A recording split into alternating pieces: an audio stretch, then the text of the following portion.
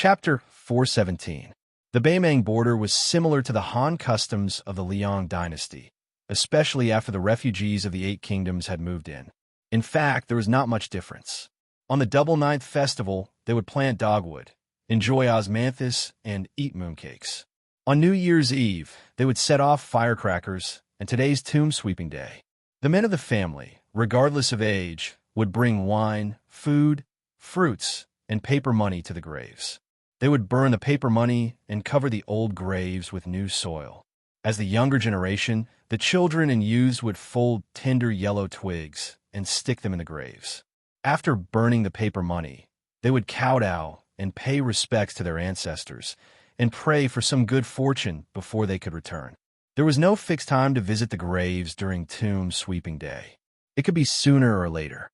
However, because of the heavy rain in Beimang, most of the graves were on the outskirts of the city and were not close by. Many of the common people were worried about their clothes and hoped that they could wait until the rain lessened before going to visit the graves. Therefore, the departure of the 31 cavalrymen from Beimang was very eye-catching. The limestone streets of Beimang were slanted from the middle to the sides. Normally, it was not easy to notice them, but during the heavy rain, when the rainwater slid into the gutters, one would be able to see them clearly.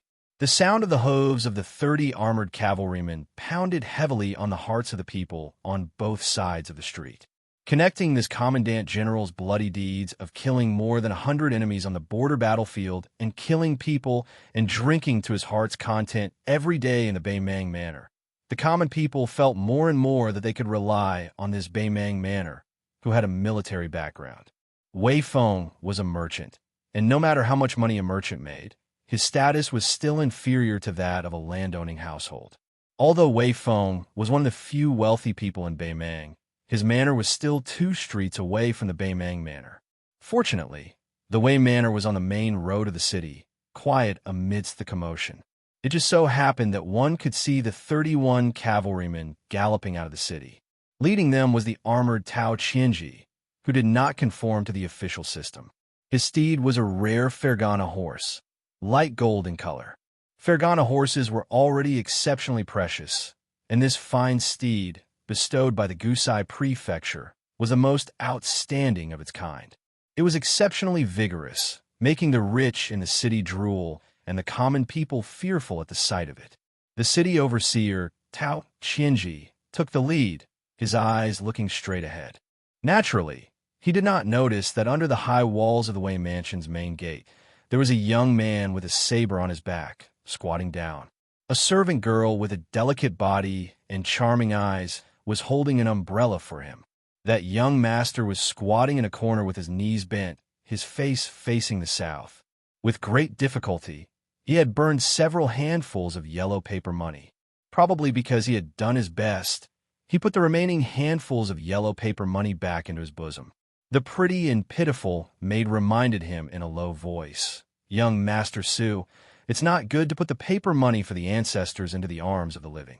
Shall I help you keep it?" Su Fengyin stood up and saw that her left shoulder was soaked.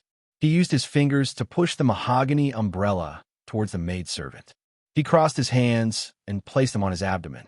He looked at the armored horses galloping away in the rain. He smiled but didn't say anything. He just shook his head. Out of the corner of his eye, he saw that the small umbrella was quietly tilting towards his head. He took the umbrella, feeling both angry and amused, and held it over the 2 people's heads. The maidservant, Chun Nong, raised her small head and blinked her pair of eyes that were naturally overflowing with spring. Su Fengyin rubbed her head and smiled. "I'll send you into the mansion first. Later, I'll go out for a walk. You don't have to follow me. This time, I'm leaving the city, and I don't know when I'll be back. If we get to the town god's temple, and the rain isn't as heavy as it is now, I'll help you and Xiaoxue bring a tray of Zhouji's soup dumplings." The young maidservant, who had just started to grow, said considerately, "It's just these roads. I'll be there in a few steps. Young master, you can just go straight for a stroll." Su Fengyin narrowed his extremely beautiful red phoenix eyes and pretended to be wronged. He teased, "I wanted to say a few more words to a certain young lady, but she doesn't understand the situation." At that moment, The young lady seemed to have been struck by lightning. Her entire heart and liver trembled. She was so infatuated that she couldn't speak. She could only tilt up her small chin, which would suddenly sharpen if she was a few years older, and look at the young master with an intoxicating smile in front of her. Some first awakenings of love were always inexplicable. Perhaps most of them will be blown away by the rain and wind. However, the scene at this moment caught the young lady unprepared. Su Fengnian smiled as he sent her into the Wei Manor. After entering the door, the young lady didn't immediately walk into the deep courtyard.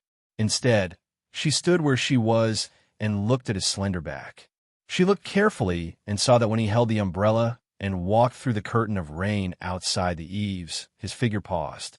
It was as if he was looking through the umbrella at the sky that was like a large ink-stained inkstone. Su Fengnian held the umbrella and walked slowly on the street. His shoes and socks had long been soaked when he burned the paper. His Royal Highness in Bailiang stepped on the stone slabs in Baimang City to kill the 31 Iron Horsemen, including the mayor. The truth was that it was a bit cold. It was similar to the damned weather that made people shrink their necks and curse. The Fish Dragon Gang had paid a huge price to send the goods into the city. In fact, after they handed over the goods to Wei Feng, they had nothing to do with it. However, they still stayed until today and agreed to leave the city in the afternoon. In the past few days, Wei Feng had done his part as a host.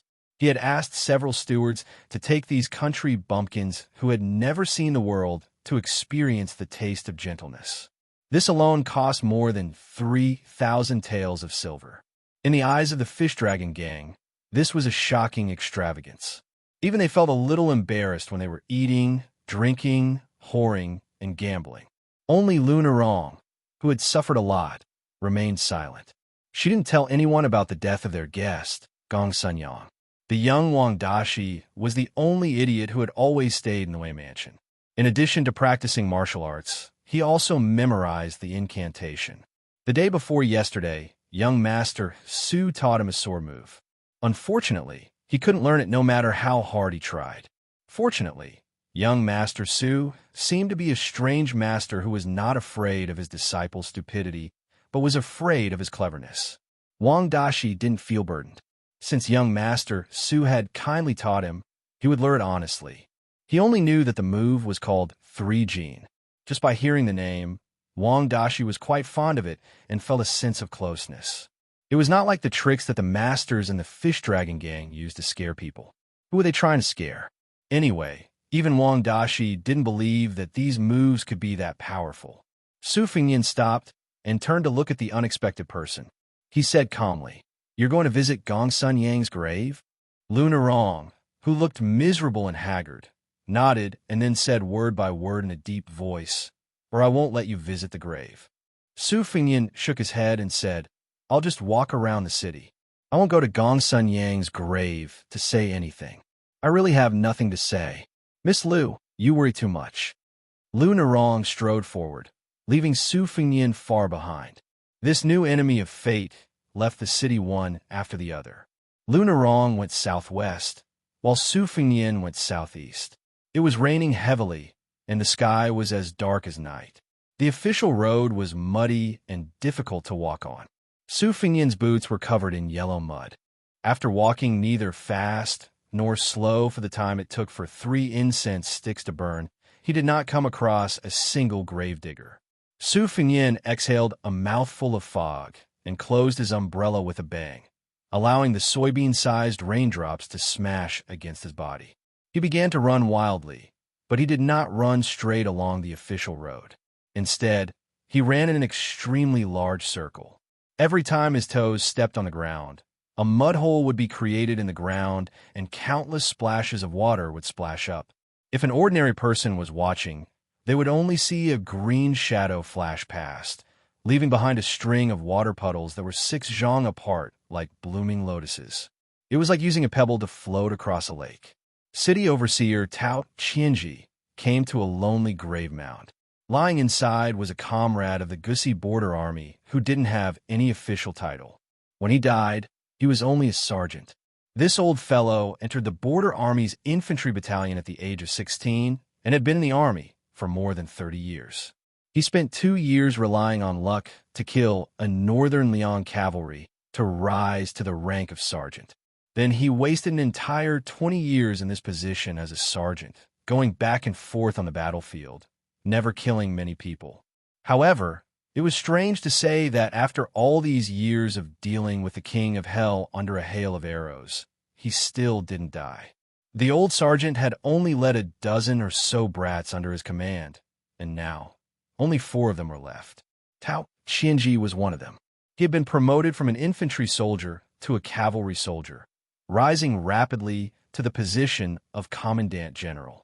One of them had become a 5th-rank infantry commander. One of them had become one of the few outstanding sentries in the Wuxia border army, and the last one had an even more illustrious official position than Tao Xianxia, vaguely about to become a pillar of the Northern Mang royal court. The old corporal was greedy for life and afraid of death. What he taught these new soldiers was not how to kill the enemy bravely, but how to fight a war with a cowardly attitude.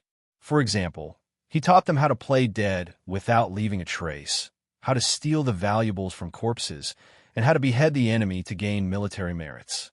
But it was precisely this old ruffian who was about to receive a salary and retire at home, who had died in a battle without warning. He had blocked a fierce Bailiang saber for his subordinate, and his entire back had been slashed open. He was just an ordinary foot soldier of the Baimang border army, and the soft armor he wore was completely useless against the sharp Bailiang saber. Tao Xianxia and a few of his peers were still young at that time. They held the dying corporal in their arms and did not understand why this old man, who was addicted to alcohol, said that it would be better to die on the battlefield rather than in a coffin. Before the corporal died, he nagged and nagged. He was not a man of integrity, but he was in so much pain that tears and snot flowed down his face. In the end, he said, "It really King hurts." 30 personal guard from Wuxia neatly dismounted from their horses and stood in the distance. 2 of them took off their backpacks. One of them took out a few bottles of good wine that the general had specially bought with a lot of money. There was nothing else but wine. The other took out a large stack of paper money wrapped in oil paper and handed it to the general along with the fire starter. After that, he opened an umbrella to block the wind and rain. Chapter 4:18. Tao Xianxia squatted on the grave mound and smashed a wine bottle with his fist. 6 or 7 bottles of expensive soju from Gangnam-do in the Liang dynasty flowed freely into Baimang and seeped into the mud in front of the grave along with the rainwater. Tao Xianxia flicked the tongs used in the army and ignited the yellow paper. He muttered to himself, "Old man, you don't have much ability, but you taught us how to survive."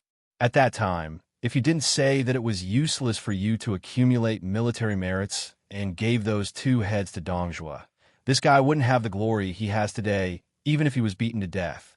If you didn't block a knife for me in the end, I wouldn't have been able to get you good wine. That Dong Zhuo is a stone in a latrine pit. He has a stinky and stubborn temper. When we were drinking, he let it slip that he didn't have the face to see you, an old man who is as prideful as he is. I didn't think as much as he did. Since we're already in Lucheng, it wouldn't be right if we didn't bring you a few bottles of good wine that you've coveted for a long time during the Qingming festival. You're a narrow-minded old man. When I stole your wine, it was like stealing your wife. Oh, I forgot. You've been single your whole life. If you're still alive today, old man, you only need to tell us who you like. Dong Zhuo, and I won't be afraid of anyone. We'll help you snatch it." Tao Xianxia held the burning yellow paper in his hand, completely ignoring the burning pain. He said softly, "Before I came to visit your grave, I killed a Bailiang soldier. I chopped off his limbs with my own hand with a Bailiang knife. I know you're a coward, and I'm afraid you won't be able to sleep well, so I didn't bring him to your grave to disturb you. Old man, let me tell you. In fact, the Bailiang cavalry only thought we were invincible when we were young. It was mainly because we were scared by you. Every time before we went to the battlefield, we would see you trembling and your legs shaking just by hearing the hooves of the horses. Even Dong Zhuo and I were scared to death. Now that we've killed so many Bailiang soldiers, it's actually not that big of a deal. When we came to Lucheng, we brought 4 cages of Bailiang soldiers. Many of them were begging for mercy like dogs. Some of them were worse than dogs when they drew their swords against their fellow soldiers in order to survive. After the yellow paper was burned, Tao Qianji clapped his hands to disperse the ashes. He slowly got up and said, "I won't keep you from drinking." The 31 cavalries silently mounted. Tao Qianji, Tao Qianji's, Tao Qianji, of Tao Qianji. Tao Qianji nodded and said with a smile, "I thought those parasites in the imperial family sauce jar would take the opportunity of my demotion to come here and clamor to beat a drowning dog.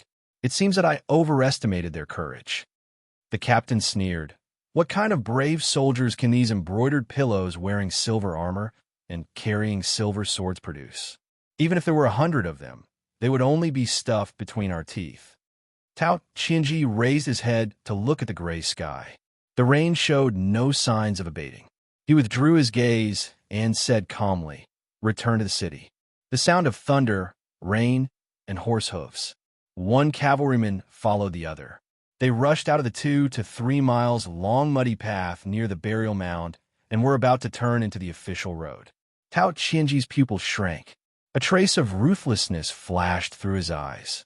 He raised his hand, and the 30 cavalrymen behind him stopped instantly.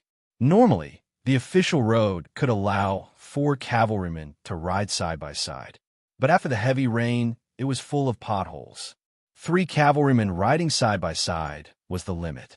If the cavalrymen wanted to maximize the impact of their charge, 2 cavalrymen would be the best.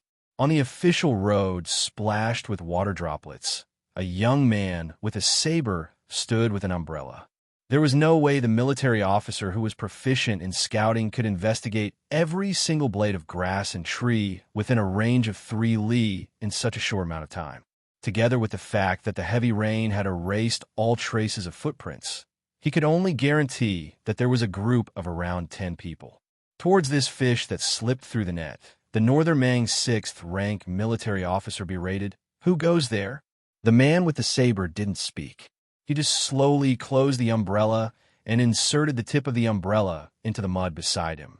Tao Qianji was indeed a decisive general. When he saw the young man's action, the corner of his mouth twitched. He said calmly, "2 teams, charge. Kill without mercy." The 2 cavalrymen rushed out side by side. The horses under the cavalrymen were strong. They were good horses that were familiar with war. When they ran, they showed a very dynamic visual beauty. When the rain washed over them, their mane trembled with the rhythm of their muscles. For a moment, the sound of the horses' hooves covered the sound of the rain.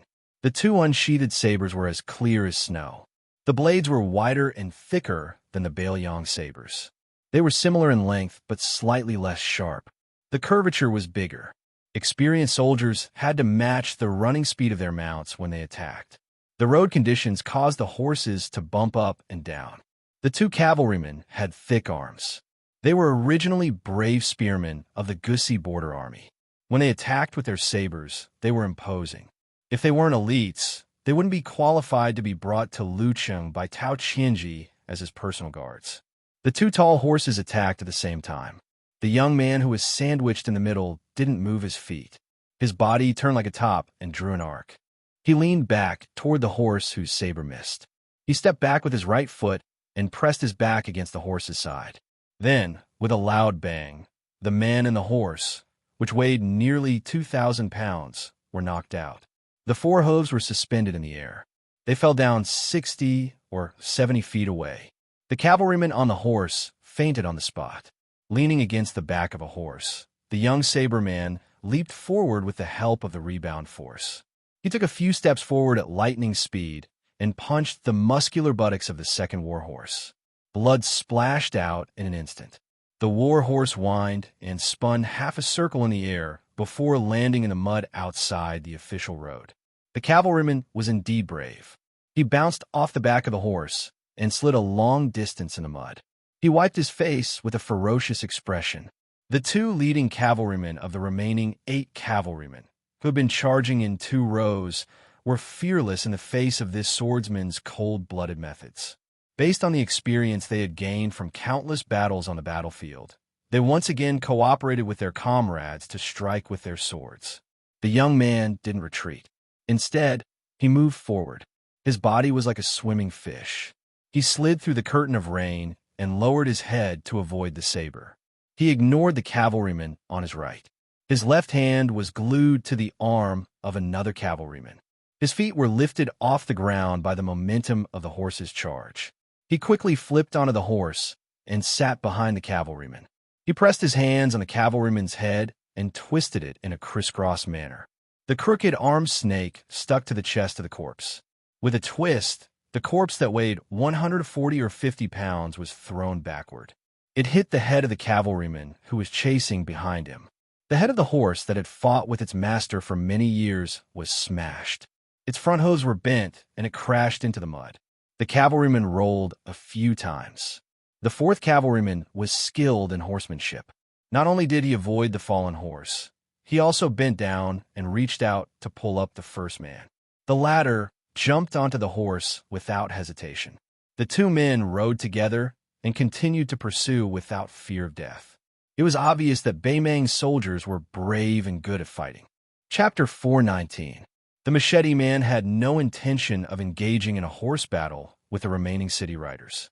The mount suddenly neighed in pain. Its forelegs seemed to have been crushed by a heavy weight.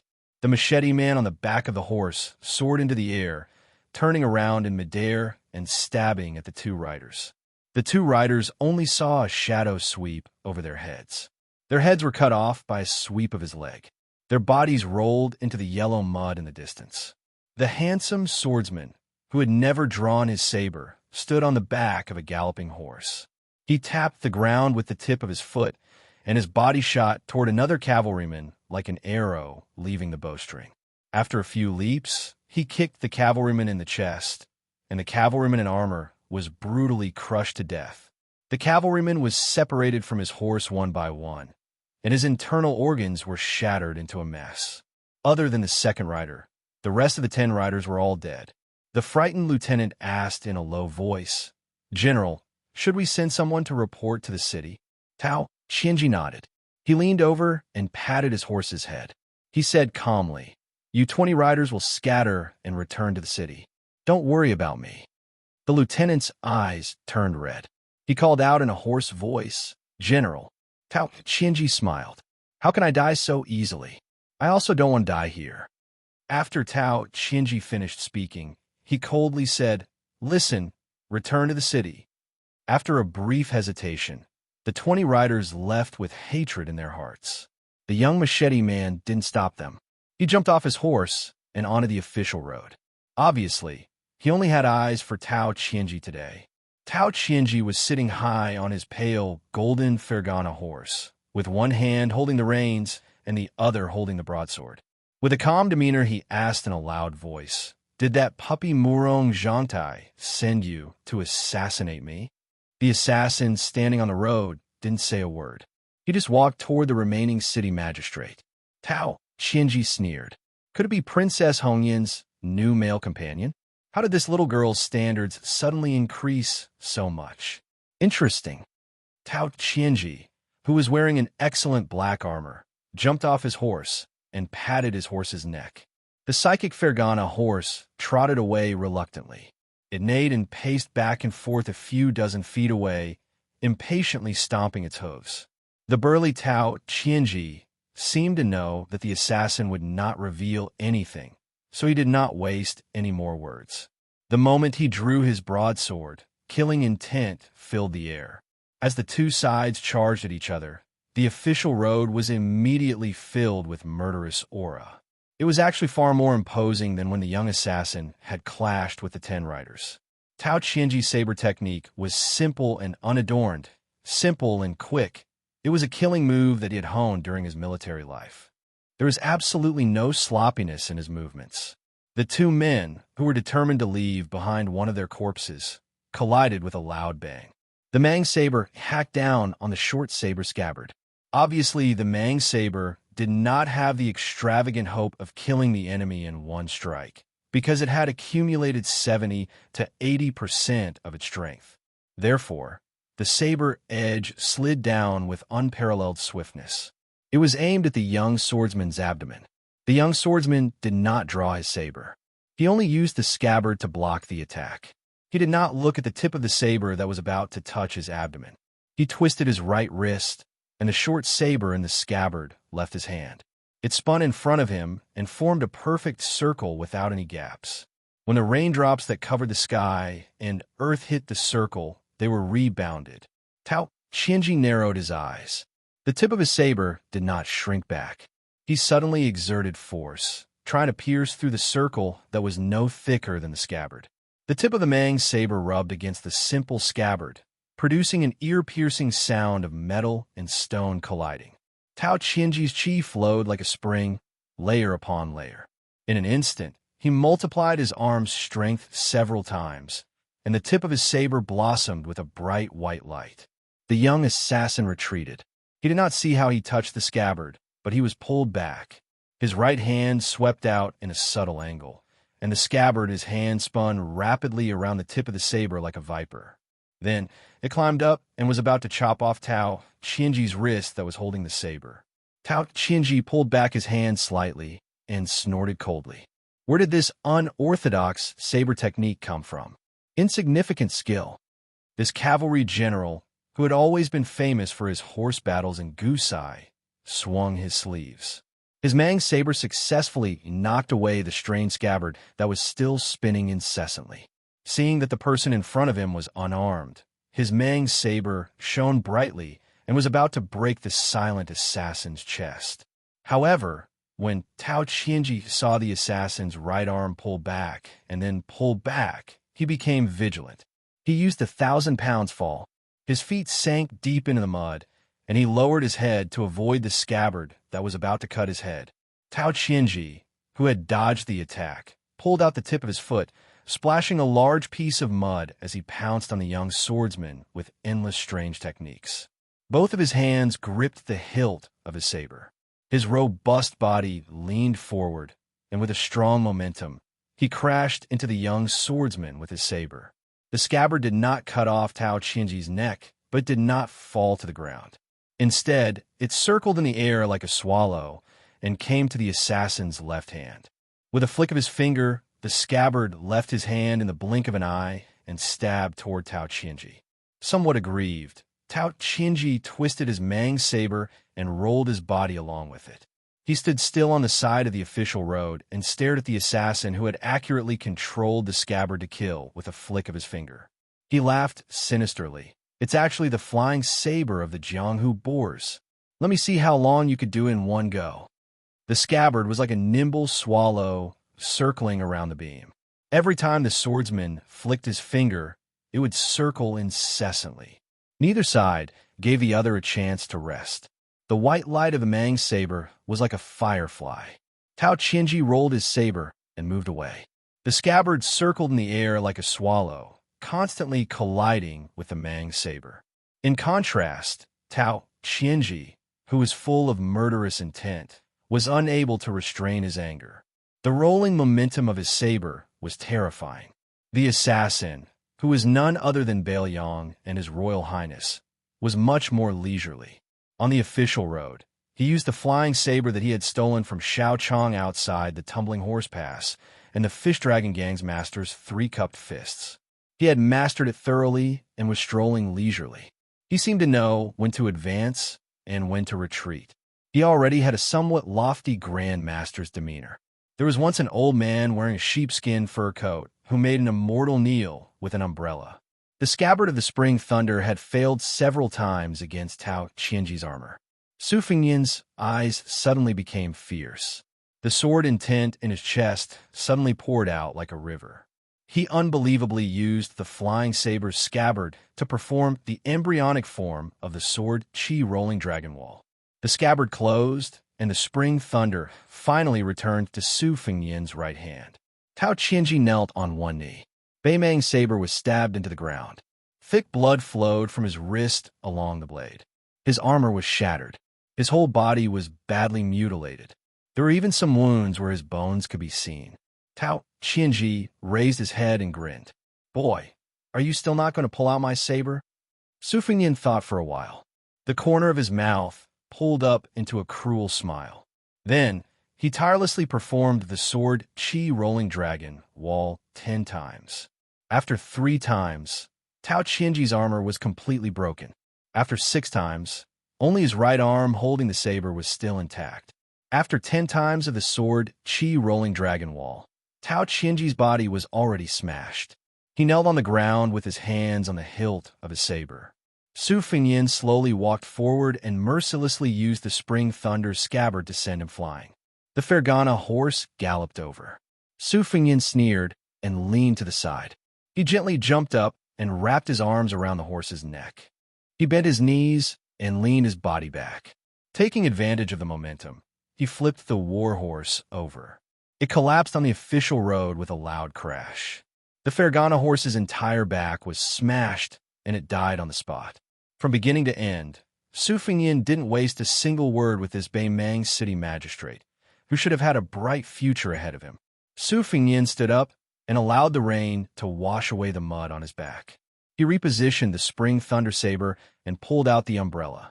Facing the direction of Beimang, he pulled out the handful of yellow papers that he had deliberately left at the foot of the wall of the Wei residence and gently scattered them into the air. A 7,000-word chapter. Please receive a red ticket.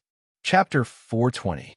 Walking in the heavy mud with an umbrella, Su Fengyin slowly tore off a piece of root mask and put it in his pocket. Among the 6 masks meticulously made by the southern Xinjiang, which Xianxia, there were 3 levels of air passage, root formation, and spirit. The air passage mask could be smeared and removed at will, but it would take a lot of energy to use the root formation mask. According to Xianxia, the mask could only be used once. As for the reincarnation mask, which changed one's foundation, one could not restore one's original appearance, even if one was disfigured. The root formation mask could be used 3 to 4 times. Su Fengyin did not want any men of sacrifice to follow him. He left a puppet in Bailiang Palace as a smokescreen. After entering Beimang, he would inevitably become a thrifty miser. He would kill 6 second-rank martial artists, 3 Vajra martial artists, and 1 finger Xian martial artist. This was one of the goals that Su Fengyin had set for himself in northern Mang.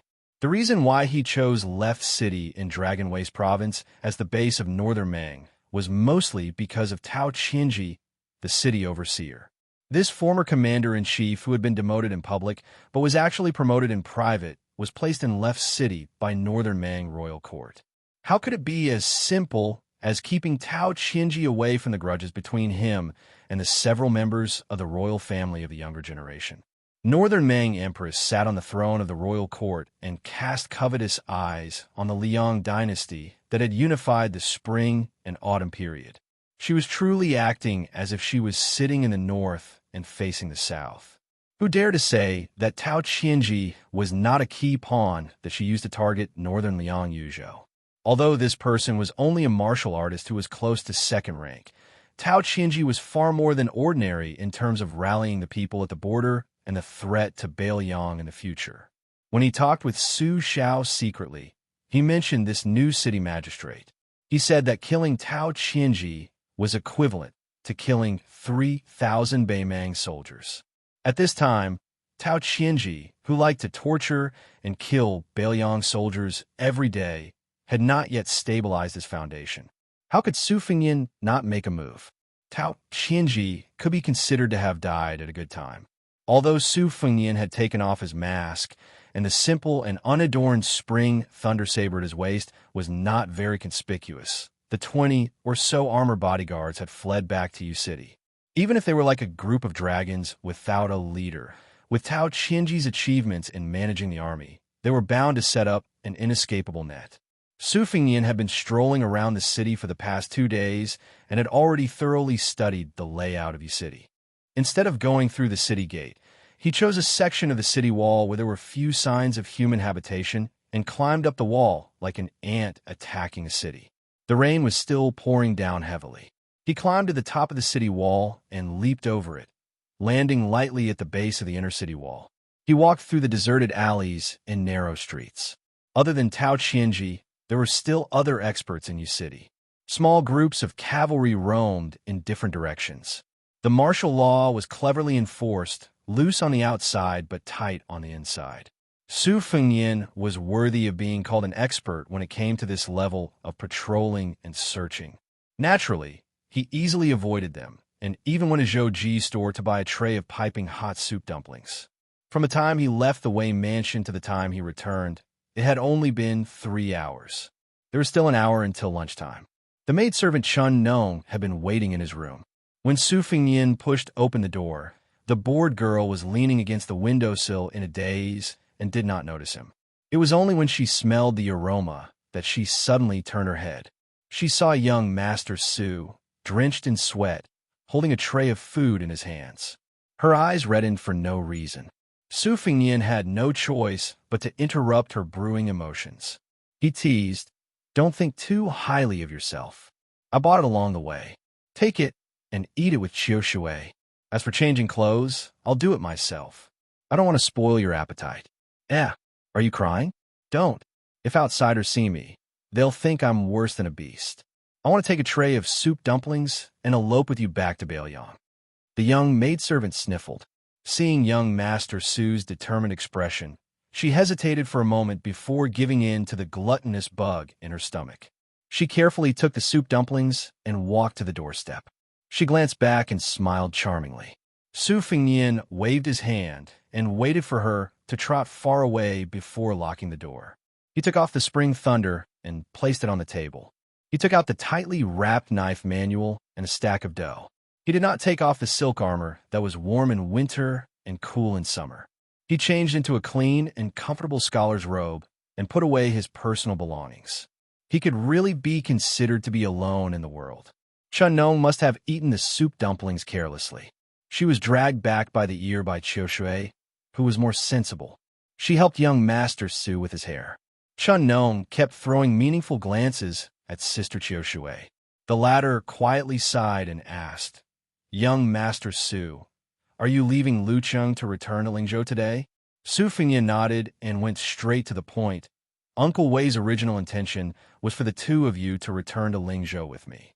However, there's a saying, if a man doesn't have a career, how can he start a family?" Turning his head, he saw the two maidservants looking at each other. They were very cute. Su Fengyin laughed and said, "You really believe me? I'm just poor and can't afford to raise the two of you. I want to make a few more trips to Beimang and earn some money before bringing the two of you back to Lingzhou in a grand manner." Chun Nong, who was combing Su Fengyin's hair, timidly said, "Chun Nong and Sister Qiu Shui can play women's and zither. It's fine even if we don't need young Master Su's support." Qiu Shui's thoughts were much more meticulous and mature. She quietly shook her head at Chun Nong. The latter's eyes were wet like a broken dam. She was like a pool of water that had been wrinkled by the spring breeze. She was full of affection, but she obediently bit her lips and did not cry out loud. Of course, Su Fengyin would not really bring the two maidservants back to Bailiang. Even if he used his identity as a disciple of the military supervisor's mansion, it was not suitable. Furthermore, his real identity was like a lightning pool. If he stepped into it carelessly, he would easily be crushed. The two delicate tin golden lotuses were best grown in such a quiet environment. If they were transplanted into a turbulent river, they would only die early. During the last lunch in Lucheng, the most eye-catching dish was actually a fried snail with ginger and pepper. Qingming snail, as fat as a goose, was a pile of green on the white jade plate. It was a pity that the members of the Fish Dragon gang were a group of boorish men. They only recognized pigs, cows, and sheep as meat dishes. They did not know how difficult it was to find these seasonal snails from the muddy ponds and streams in Jiangnan and transport them alive to Beimang. Fortunately, there was a roasted whole lamb at every table, which made the Fish Dragon gang feel greasy. Today, Lunarong had said that they were not allowed to drink, which was a bit of a fly in the ointment. However, after Xiao Bangzhu and foreign guest Gong's son left, Miss Lu became more and more at ease. Gradually, she became more and more independent. The members of the Fish Dragon gang were sincerely convinced. The tears on Chun Nong's cheeks disappeared, but she was in low spirits. On the other hand, Qiu Shui was still graceful and considerate. She stood beside Su Fengyin, picked out the meat of the snails with a bamboo stick, and put them on the plate one by one. The old fox Wei Feng's generosity had already won the favor of the Fish Dragon Gang. They knew that Grandpa Wei was rich and powerful, and he was a tycoon who had a firm foothold in Beimang. Naturally, he was arrogant. Otherwise, many people would want to recognize him as their godfather. Originally, they did not know much about Grandpa Wei and did not like him. Now, it was obvious that he was related to Grandpa Wei. Many people completely lost the courage and interest to challenge Grandpa Wei. They began to think about how to be more friendly on the way back to Beiliang to make up for the estrangement from the northbound trip. Wei Feng smiled and said, "Nephew, fried snails are like old wine. Even the king of hell would not leave. This fried qingming is not a famous dish, but it's really hard to enjoy this taste in Beimang. You should try more." He should really treat him as his nephew. Wei Feng did not continue to be polite. He turned to Lu Nerong and said with a smile, "Miss Lu, Grandpa Wei still said that if you really want cash, you can immediately send it to the Fish Dragon Gang's carriage. The Wei family also has some strong men who can help to escort. I dare not boast, but I can still squeeze out 20 men." Lu Nerong shook her head and said with a smile, "It's too rash to bring tens of thousands of taels of silver to the border. These days, the Fish Dragon Gang has been treated with great care by Grandpa Wei. We have spent too much money, and we really don't have the face to let Grandpa Wei worry about us." Lu Nerong trusts Grandpa Wei and also trusts the two banks in Beiliang and Beimang. Wei Feng stroked his beard and smiled without saying anything. Lu Nerong raised her cup. "Lu Nerong does not dare to drink too much, but I respect Grandpa Wei very much. I will toast Grandpa Wei 3 times on behalf of the Fish Dragon Gang. Grandpa Wei, you can drink as much as you want." She drank 3 cups in a row without spilling a drop. Wei Feng took a sip and put down the cup, but no one thought that the old man was putting on airs. During this period of time, in addition to relying on the Wei family to live a happy life in the city, they also heard a lot of anecdotes about Grandpa Wei, which were more interesting than the stories told by the storytellers in the tea houses. The wind and rain stopped, and many people went out to visit the tombs on the street. When they came, there was a carriage with goods and a Gongsun Lianxiu with a horned bow at his feet. When they left, there was only Su Fengnian with the spring thunder saber in the corner. Before getting on the carriage, he bowed to Wei Feng. This time, the latter did not pretend to be angry and accepted it calmly. Watching the Fish Dragon Gang go farther and farther away, Wei Feng withdrew his gaze and glanced at the two maids, Chun Nong and Xiu Shui, who were not able to send him off. He frowned and moved his lips slightly, but it was unclear what Grandpa Wei said. Passing by the city gate, Su Fengnian, who did not have the spring thunder saber, took the initiative to get off the carriage. The guards at the city gate opened the entry records and checked them carefully one by one. After confirming that there were no mistakes, they let them go. 100 steps away from the city, Su Fengnian, who was leading the horse, subconsciously looked at the city gate and saw a woman with a mink hair covering her forehead, standing side by side with a well-dressed retainer. She made a fierce gesture of cutting her throat with a knife. Su Fengnian smiled. "Are they all rushing to die on the Qingming festival? Stay in the city? Stay?" At this moment, Su Fengnian had the impulse to draw his knife. A princess with a Xianbei hairstyle on her waist. Her head seemed to be no lighter than Tao Qianji's head. Chapter 421. Finally, God's face was no longer gloomy. The skies slowly cleared up, and the first ray of sunlight shone through the clouds that had been cloudy for many days. The plump woman wore a mink headband on her head and a jade belt on her waist. She held a satin umbrella in one hand and swung it back and forth. She looked down at the slender man who had left the city with the Fish Dragon Gang. After doing that bloody action, she seemed to be amused by herself and burst into laughter. The old man in embroidered clothes beside her could not understand her master's thoughts. He asked in a low voice, "Princess, why are you competing with this Beiliang commoner? Do you need me to take action?" 2 days ago, Princess Hongyan, who had personally gone to the city lord's mansion to deliver the message to Tao Qianji, shook her head slightly. She stopped laughing and said playfully, "Old Dragon King, I'm just playing around. I don't know why I can't help but want to bully and scare this guy when I see him. But it's strange. Even though I know it's impossible, I still feel that this guy has something to do with Tao Qianji's death. We women's intuition can't even be understood by ourselves." The old man in embroidered clothes smiled and said, "How can I deserve to be called Dragon King by Princess Hongyan?" The woman, who was already extremely wealthy in the Beimang dynasty, smiled and did not comment. She gently spun the satin umbrella with a red sandalwood handle. She had liked rainy weather since she was young. She would spin the umbrella in the rain and shoot the raindrops. The northern Ming empress, who was over 50 years old, had always been cold and indifferent to the royal family. She was only exceptionally fond of this young princess. When Princess Hongyan was still a child, she would often follow her father into the palace to meet the emperor.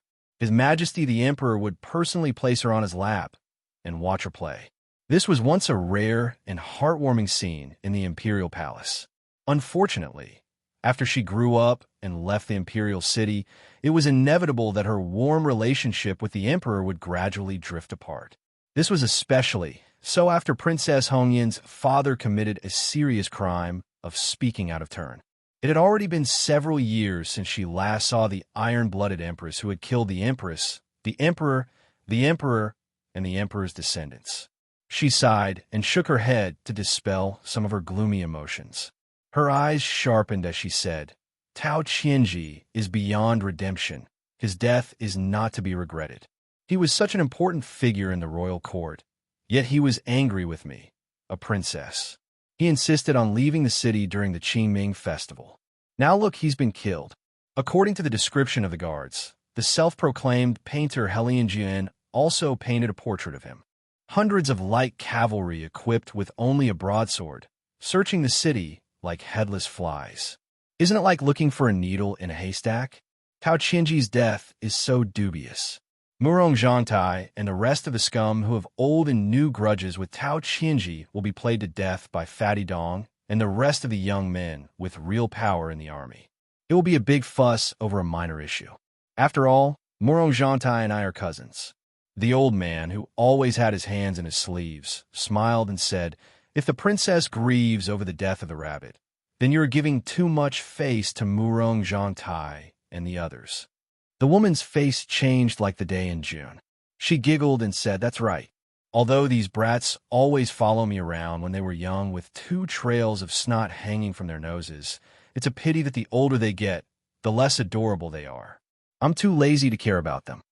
The old man in embroidered clothes naturally didn't rely on flattery to become one of the top officials in Jade Toad Province. He narrowed his eyes and said, "Tao Qianji was an expert in both horse and foot combat when he was young. If he practiced his broadsword technique for more than 10 years, he might have a chance to reach a higher level. That Gu Jiantang in the south was a great grandmaster who relied on killing people.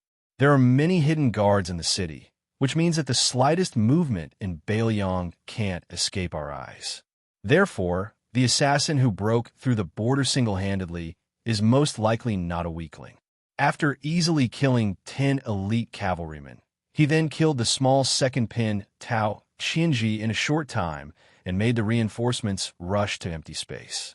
The key is whether or not the assassin drew his broadsword when he killed Tao Qianji. If he didn't, then it's a bit exaggerated.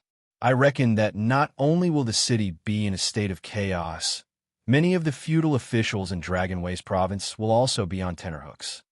The woman with the mink hair covering her forehead laughed heartlessly and said, "Dragon Waste Province can't be compared to Gusai Province, which has been through the flames of war for a long time.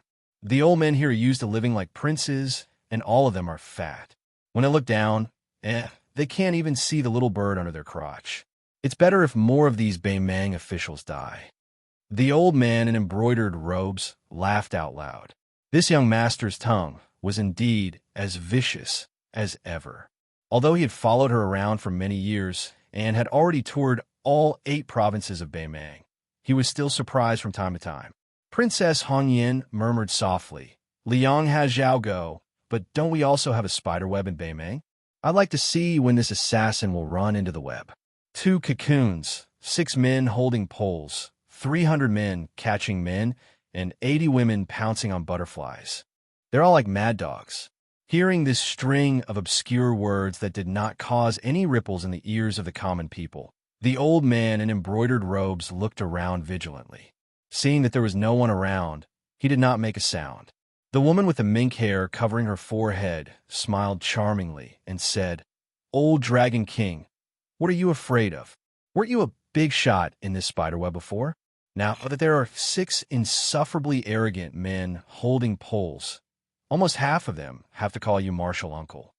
The old man sighed and said, "Without that layer of human skin identity, even a newly promoted man catching men won't take this old servant seriously." Chapter 422. She smiled and said, "Everyone says that the old Dragon King has 1 foot in the Vajra realm and 1 foot in the Profound Finger realm. He is ranked 9th among our northern Mang's 10 great devils." The old man in embroidered clothes was slightly absent-minded and shook his head. Compared to Toba, Hong Jingyan, and Luo Yang, whether it is in the realm or the ability to kill, I am far behind them. The woman touched the mink headscarf on her head. She looked innocent and charming as she said sweetly, "You may be lacking compared to them, but you are much better than them. I am so envious." The old Dragon King smiled knowingly. Outside the city, the young man from the Fish Dragon gang, Wang Dashi, was walking beside young Master Su, who was leading a horse slowly. The young man had followed young Master Su's gaze and looked back. When he saw the woman with the mink hair covering her forehead, he was startled. Not all young men in Jianghu had the courage and confidence to not be afraid of tigers. Wang Dashi was very afraid of this enchanting woman who had hooked up with the soldiers at Tumbling Horse Pass. From the bottom of his heart, he felt that she was both dangerous and indecent. Su Fengnian mounted his horse and came to Lu Nerong, who was leading the group. He said directly, "I will part ways with the Fish Dragon gang when we reach Yanhui Pass. There are some private matters that the general's residence has asked me to deal with. In the carriage, there is a small box of fire pleats that I asked for from the Wei residence, as well as a few calligraphy and paintings that old man Wei gave as a gift. It is also an additional compensation from the general's residence to the Fish Dragon gang. Miss Lu can decide whether to accept it or not. In order to build a relationship with the government, it was not appropriate to give real money, as it would easily violate taboos. It was better to give a few tasteful treasures to play with. Moreover, it was not necessarily useful to just worship the Bodhisattva in the temple. They also had to bribe the monks guarding the door. The Fish Dragon gang was really terrible in this regard. The more you lose the initiative and want to make up for it, the more you can't rush it. Actually, old Chief Lu has a good reputation in Lingzhou. As long as you're willing to lower your head, it won't be difficult for you to break the deadlock. In the end, don't look down on those old men who lower their heads and smile apologetically. They also have embarrassing situations where they lower their heads and lower their heads. If you think about it from another angle, unless the King of Hell sends the black and white impermanents to take their lives, there's actually no obstacle in this world that can't be overcome." Lu Nerong coldly glanced at Su Fengnian. She pursed her lips, revealing her sharpness. This girl was like a piece of unpolished jade. After being polished by life, she became more and more resplendent. Su Fengnian didn't mind her deliberate indifference and continued, "I'm just saying this because I want to leave on good terms." Lu Nerong turned to look at Su Fengnian calmly and said, "I won't throw it away, nor will I find it dirty. The fish dragons deserve it." Su Fengnian smiled and turned to point at the youth who was running with his head down on the muddy, official road. He whispered, "Lu Nerong, do you know that he likes you?" Lu Nerong followed his finger and saw the unknown youth in the fish dragons. She was stunned. Su Fengnian looked straight ahead and slowly said, "Don't misunderstand. I'm just telling you the truth. Otherwise, you might never know that there's such a fool who has a one-sided love." Lu Nerong frowned. "I actually know." Su Fengnian didn't linger and annoyed her. He pulled on the reins and slowed down. Although he was no longer as cynical as the young heir after 2 different travels, no matter how good his temper was and how smooth his temper was, he wasn't so thick-skinned that he liked to be scolded and looked for supercilious looks. As for why he took the blame at the Wei residence and didn't explain the cause of Xiao Chong's death, It was because Lunarong was burning with anger at that time. If he explained it, it would be a cover-up. Why bother? Moreover, if she wanted to hate, then let her hate thoroughly. His Royal Highness had walked step by step all these years. He was almost numb to this kind of misunderstanding. Wasn't this the guilt His Royal Highness felt for forcing Gongsun Yang to his death? Returning to the youth's side, Su Fengyan laughed in a low voice. Wang Dashi, just now I told Miss Lu that you like her.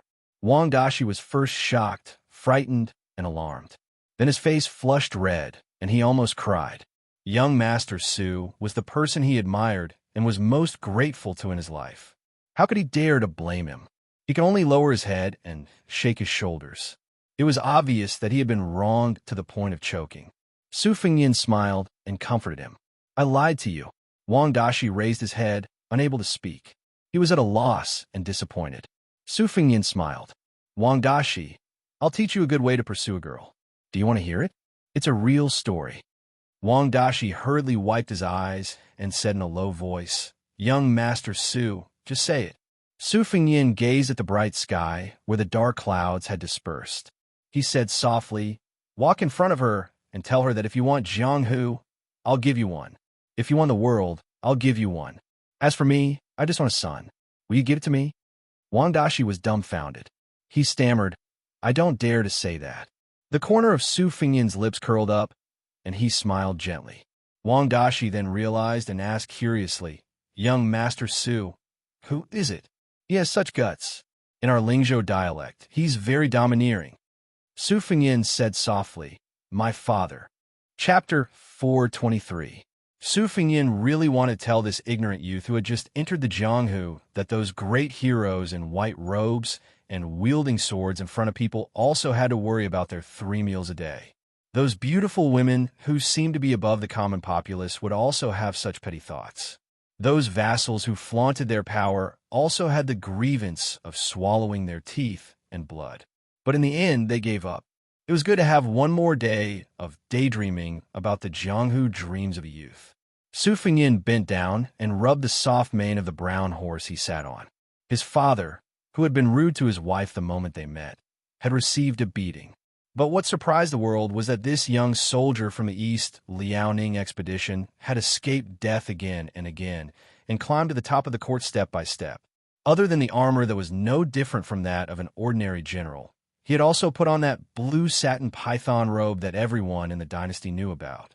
But in His Royal Highness's eyes, the king of Belyong, the pillar of the country, the great general, these awe-inspiring titles, probably because it was dark under the lamp, he rarely thought deeply about them. What he remembered the most was Su Xiao sewing cloth shoes year after year. In his youth, he had felt that Su Xiao was extremely bored, and now he still felt that Su Xiao was boring. Boring. The butcher Su Xiao had many things to say. Zhao Chongling was dead. So many of his old brothers who had lived but not died with him were dead. He had never taken another consort. His children had married, traveled, and traveled. Who could he find to talk to? Su Fengyan exhaled deeply.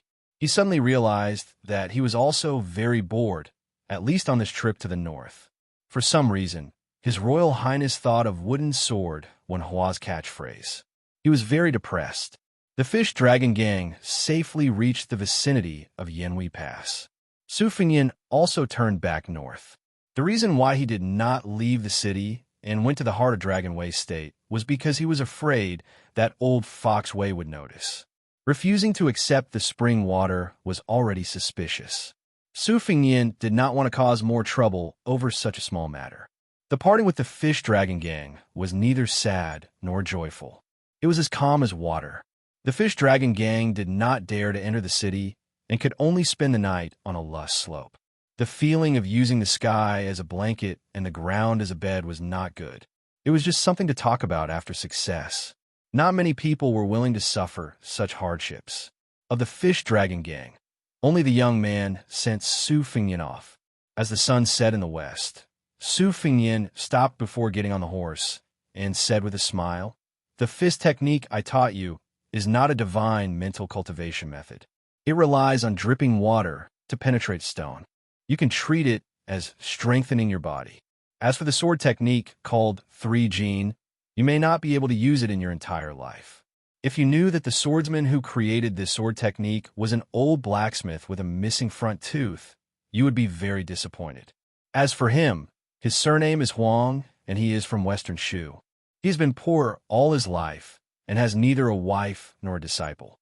I will treat it as accepting you as a disciple on behalf of old Huang. Both of you are stupid. A stupid master does not mind that his disciple is not smart. There are too many sly people in Jianghu. Every one of them is a fox who wants to become a demon. I am one of them. Honest people are rare. You are one of them.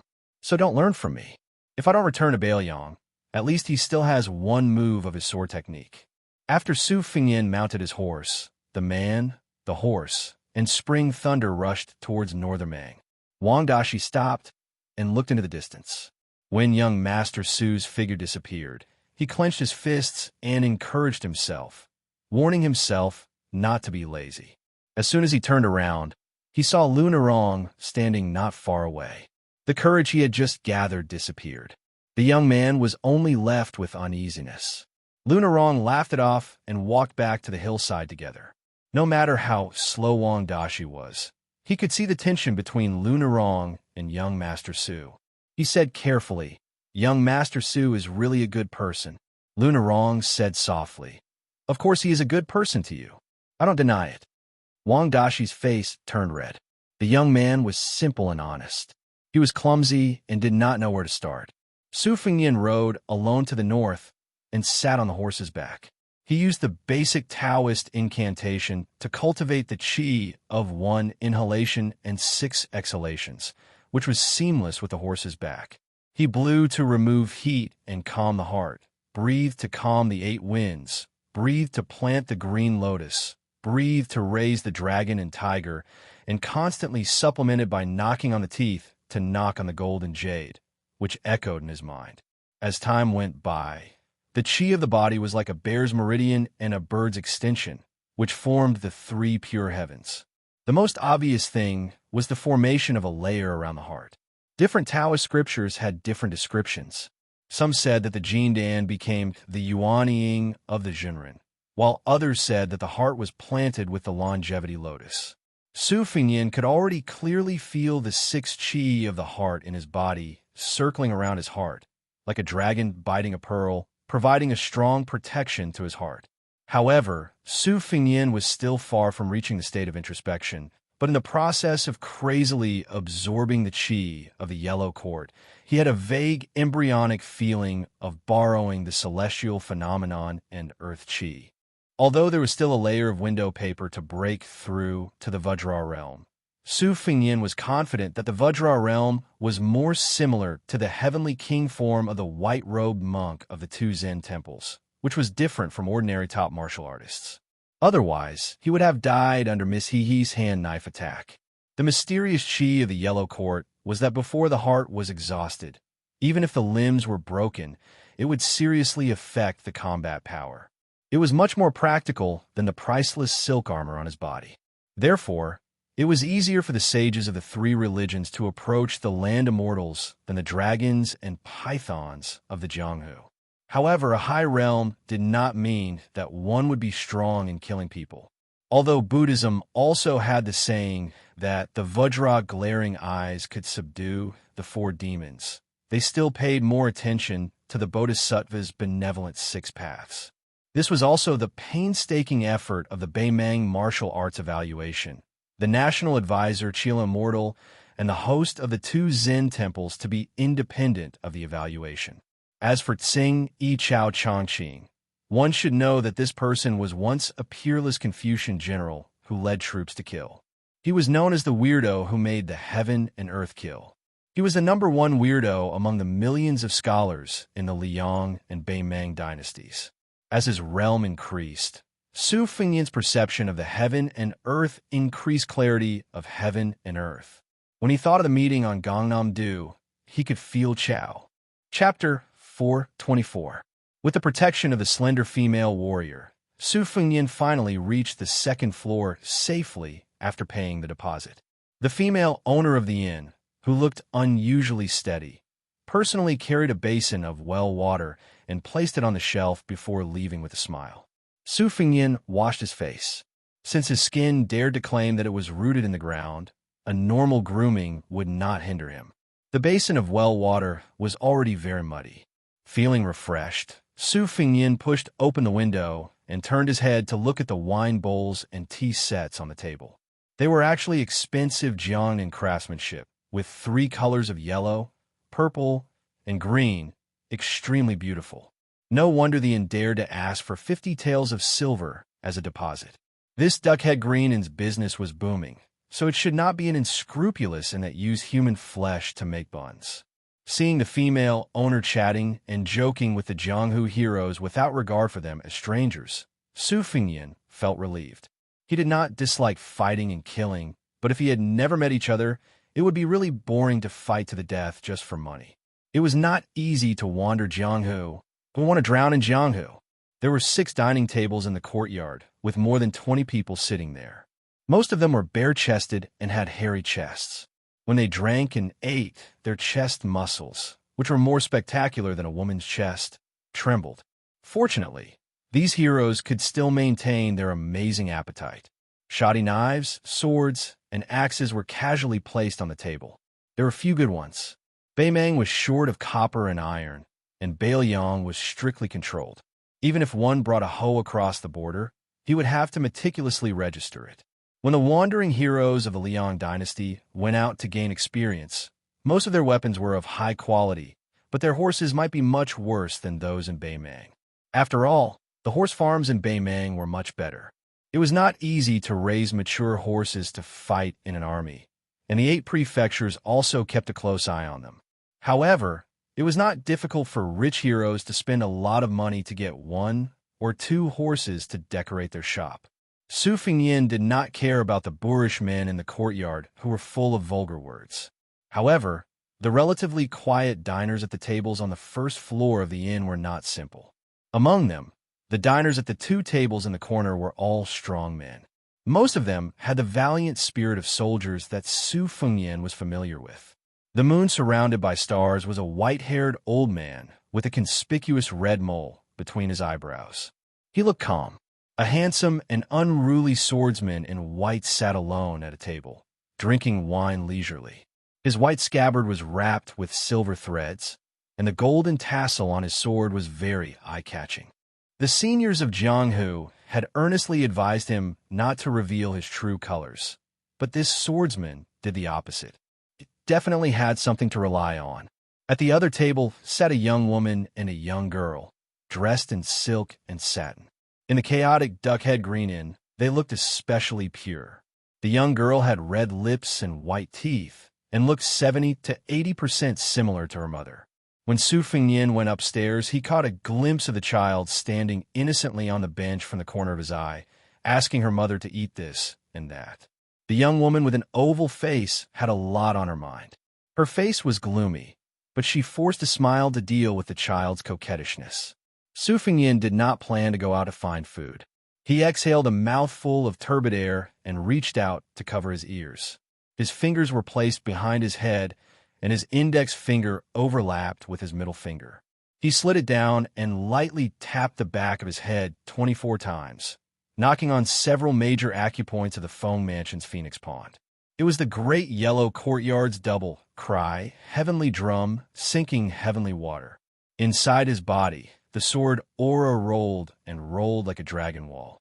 It could be said that he was in an abyss of suffering. After the time it takes to burn a stick of incense, he heard the sound of the door next door opening and closing.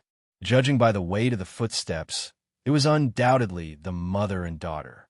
Su Fengyin stopped breathing and took off his outer garment. He sat cross-legged on the bed and flipped through the saber manual. The 6th page was the incomparably domineering sword aura opening shoe style. The 7th page was the thin stream swimming fish style. According to the rough annotations in the words, it was probably Wang Xinji's enlightenment when she crossed the stream to catch fish when she was young. It was combined with the quintessence of a sword expert who returned from the martial emperor's city with his sword broken. It was like a fish swimming in water. It was also like a mountain range that stretched endlessly. Su Fengyin could not grasp the context of this style. He sighed and lay back. closing his eyes and concentrating. The great yellow courtyard was the supreme heart sutra of Taoism. Su Fengnian had been forced to clear his mind and restrain his desires for the past 2 years. It was glorified as golden chamber ceiling, which made people go crazy. If word got out, he would be laughed at to death by Li Hanlin. Su Fengnian bent his finger and lightly flicked the scabbard of the spring thunder saber. He heard the light tapping sound from next door and the tender voice of a child singing a Baimang ballad. It was faintly melodious and had a unique charm. The green grass grows next year. The wild geese go and come back again. The spring breeze blows this year. Will the young master return? The green grass is green on the green flagstones. On the green flagstone bridge, a man in green hums a tune from Jinling, whose daughter smiles with her head lowered. Su Fengnian felt comfortable listening to the song. He smiled and pricked up his ears to listen to the ballad. However, the good times did not last long. A violent sound of horse hooves could be heard, and even the inn shook. The jingling stopped, and the ballad stopped. Su Fengnian sat up and walked to the window. He saw that in the dust, nearly 100 armored cavalrymen had swarmed in. The leader was a white-robed young master riding a black steed that had been tamed by the king of wild horses. He directly smashed the inn's courtyard door. Other than 5 or 6 cavalrymen who followed him into the courtyard, the rest of the cavalrymen stopped outside the inn. Dust rose everywhere. The cavalrymen and horses were one entity. This kind of tacit silence and solemnity was far more suffocating than shouting and provoking. Su Fengnian glanced at the general sitting on the black steed. He held an iron spear in his hand and wore a Xianbei hairstyle with a jade buckle. However, he was one nobility lower than the woman with a mink forehead. Su Fengnian directly closed the window. What the eye doesn't see, the heart doesn't grieve over. Since there were no nursery rhymes to listen to, and he didn't want to compete with the saber manual that he had stolen, a flying sword, Peach Blossom, flew out from Su Fengnian's sleeve. It floated in the air, calmly holding his breath and shaking the green lotus. He controlled the pocket-sized dagger to fly around the house, sometimes fast and sometimes slow, like a naughty child flying a kite. If it was in the Liang dynasty, where the heads of the Wulins, ambitious and ruthless people, would have long had their courage crushed by the cavalry. Never did they expect that in this northern Mang's Dragon's Waste province, the men sitting at the table in the courtyard knew that there were over 100 elite light cavalry outside. Not only did they not avoid the brunt of the attack, but they also drew their sabers, drew their swords, and raised their axes. They did not even exchange a few pleasantries before more than 20 people charged over. The 6 or 7 riders did not panic in the face of danger.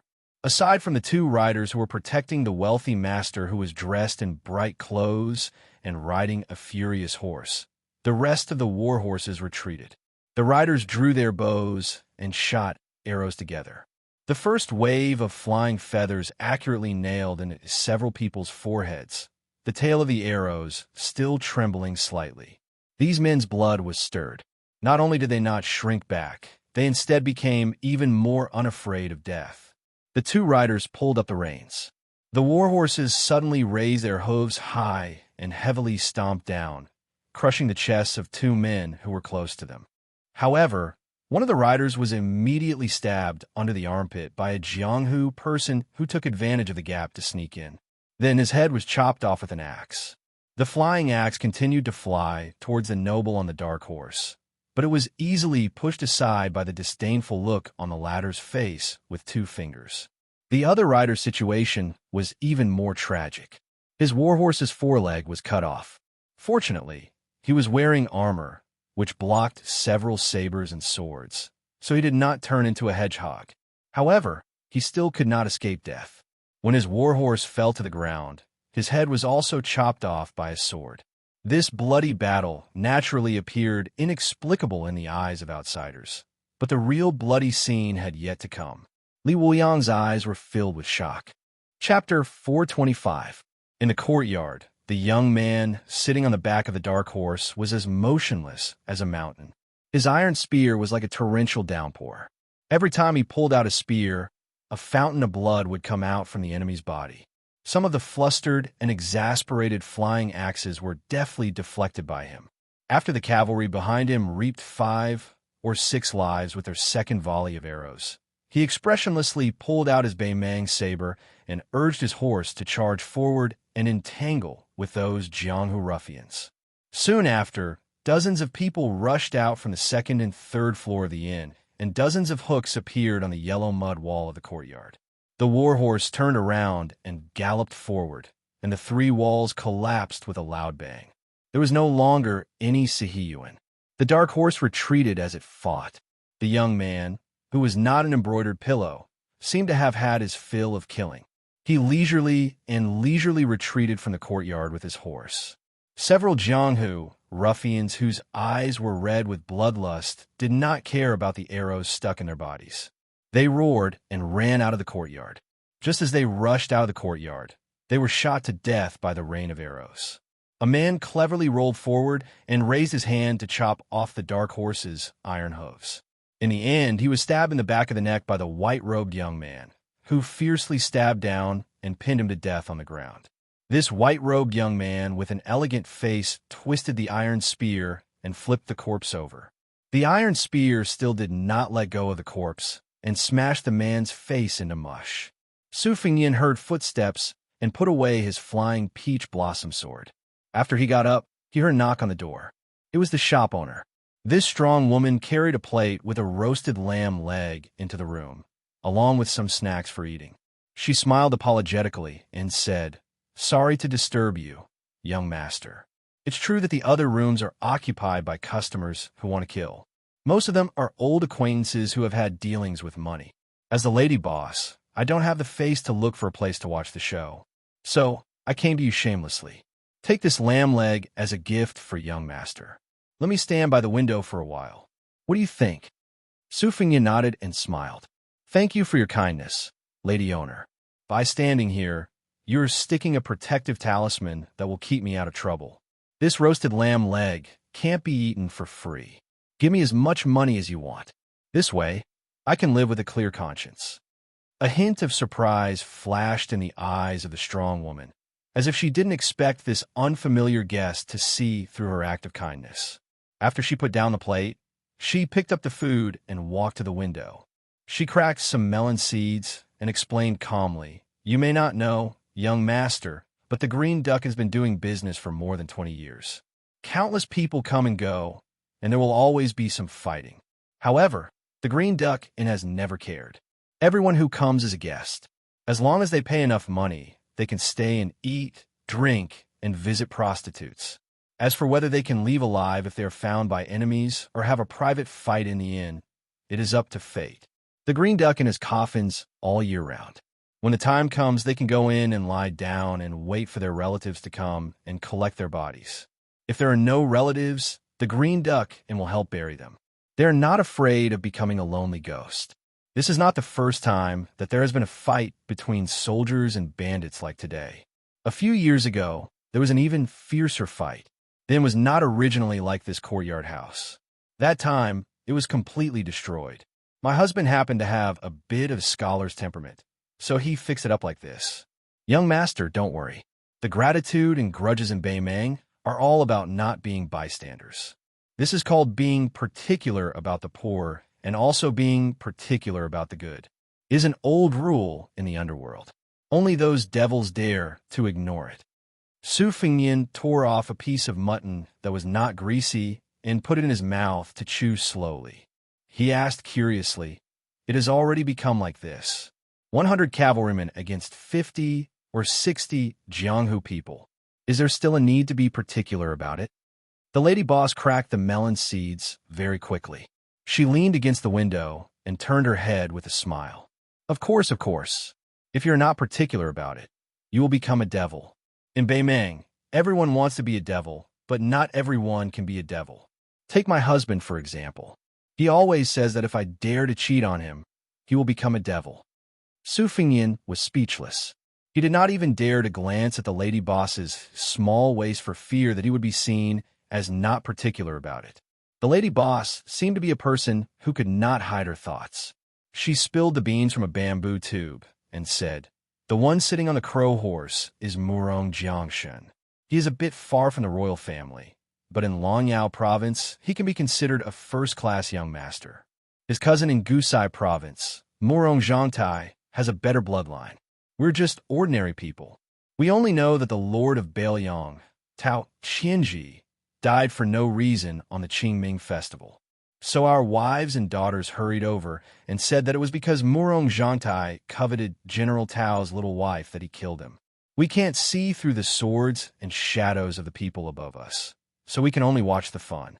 Most of the men in the inn have nothing to do with Tao Qianji, but they think that General Tao, who killed Baoyang people every day, was a hot-blooded man. When they heard that Murong Zhangtai wanted to snatch General Tao's wife, they felt sorry for the orphan and the widow. So for some reason, they gathered together and said that they wanted to teach this kid a lesson. Of course, some of them must have been hired by Tao Qianji's old subordinates. Murong Zhangtai and his group of nobles, no matter how bad they are, at least they have dozens of Baimang sabers and dozens of war horses. Today, they brought 100 cavalrymen with them, but it's still hard to say who will win. I believe young master has also thought of the identity of the mother and daughter next door. They also have a group of former loyal subordinates of Tao Qianji, especially that old guy with the red mole between his eyebrows. He is no weaker than Murong Jiangshen, who wields an iron spear. Su Fengyin came to the window and saw the blood flowing like a river outside. He sighed in his heart. Is this the Jianghu of Baimang? Moreover, according to the landlady's tone, she didn't think highly of Murong Jiangshen, who led the charge. But if it was in the Liang dynasty, this kind of young master who could subdue women in bed, fight on horseback, talk and laugh while killing enemies, would already be very difficult. In the eyes of many people, he was already an ambitious and ruthless person with a bright future. But in Baimang, he was just a common young master of an aristocratic family. Su Fengyin frowned. Moreover, in the Liang dynasty, the Jianghu killings could also be so fierce and tragic.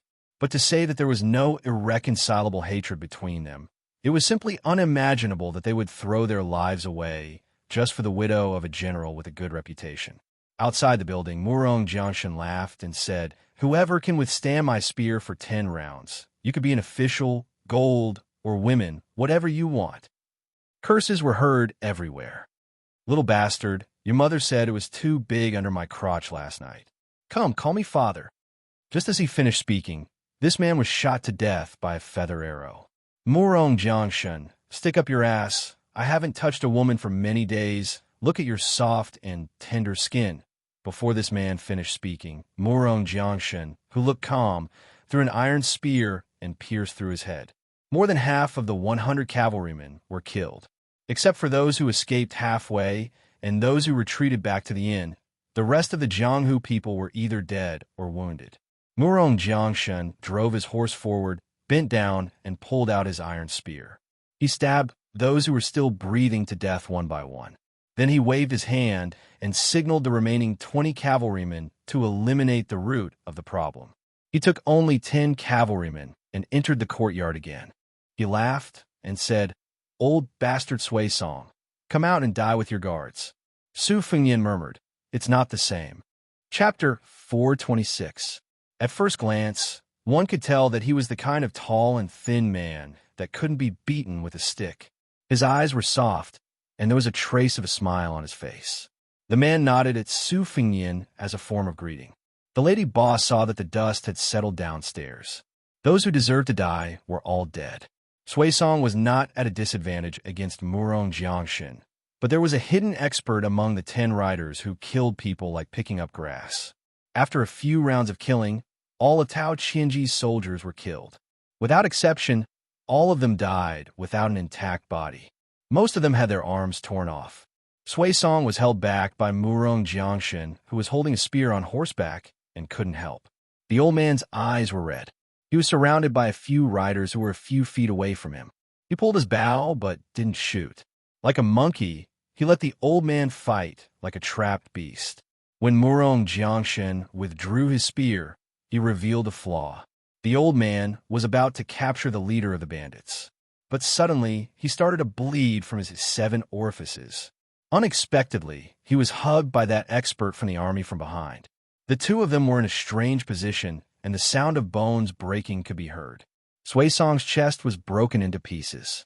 Before he died, he was hit on the back of his head by the expert behind him. Sui Song's eyes were red, and he couldn't save him. The old man's eyes were red. He was surrounded by a few riders who were a few feet away from him. He pulled his bow but didn't shoot. Like a monkey, he let the old man fight like a trapped beast. When Murong Xianxia pulled back his spear, he revealed a flaw. The old man was about to capture the leader of the bandits. Suddenly, he started to bleed from his 7 orifices. Unexpectedly, he was hugged by that expert from the army from behind. The two of them were in a strange position. This expert from the Baimang army turned his head and looked at the window where the lady boss was standing. He was about to jump up from the ground and rush into the room on the 2nd floor to kill.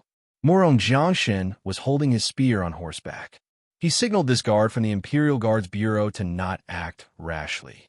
In the palace of Baimang, there was a group of cold-blooded guards that were at the top of the military force of the dynasty. The hidden minister, the bell chaser, and the Xiaojia soldier were all the best cold-blooded butchers in the Baimang army. The 3 of them added up to a total of 400 people. Murong Xianxia was only a marginal member of the royal family. He was far from being qualified to have any of the 3 guards as his retinue. This first-class Xiaojia soldier was borrowed from his cousin Murong Zhangtai. The Xiaojia soldier had been a Xiaojia soldier for the past 20 years. He had made great contributions in the military. The Baimang military god Tuoba was also a Xiaojia soldier. Murong Xianxia didn't mind the people on the 2nd floor looking down at him. He raised his head and said with a smile, "Today I've disturbed the Duckhead Green Inn. Murong Xianxia, I'll compensate you 10-1 for the loss of the inn. May I ask where shopkeeper Xie is? My cousin Murong Zhangtai, and I have long heard of him." The lady boss turned to look at her man and asked, "Old ghost, you just fought with the great demon Luo Yang and lost so miserably.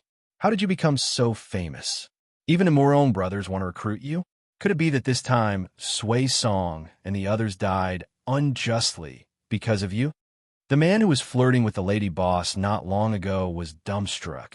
A trace of mutton hung on the corner of his mouth as he stared at the thin and sickly man. The number 1 of the devil path, Luo Yang, was invincible. Except for the last time when he was stopped by Tuoba outside the imperial city, there were countless experts who fought with Luo Yang, but only a few of them survived. I heard that one of them, surnamed Xie, was one of them. He became the number 10 devil path expert, just behind the old Dragon King. Lady boss, shopkeeper Xie, please don't frighten me with your husband and wife. Even if I, old Fong, have a lot of guts, I can't stand this kind of torment. The lady boss ignored the crazy rough man. She looked at her man with a difficult expression and asked, "Hey, old ghost, let's put Murong Xianxia on a bonfire and roast him. What do you think we should do?" The man who was not good with words calmly said, "You say, I'll do it." The lady boss sighed and looked at Su Fengyan, who had been watching with folded arms. Su Fengyan, who knew something was wrong, smiled bitterly and said, "Lady boss, why are you looking at me? Do you think I can go out and challenge Murong Xianxia? Even if I want to, I'm powerless. I'm just staying in this inn. I paid all the money. You can't force me to be a good person who upholds justice, right?"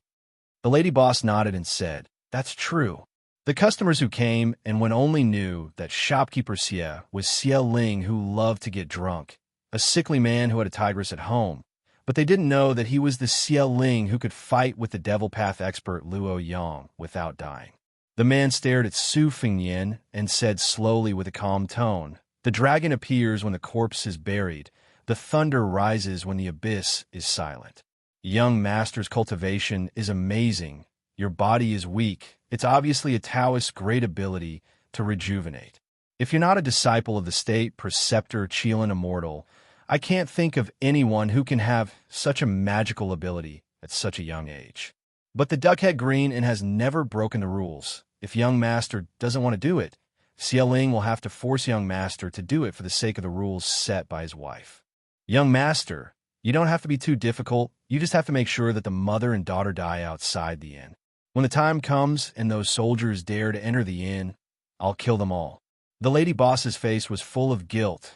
she smiled and said, "Young master, please don't blame him.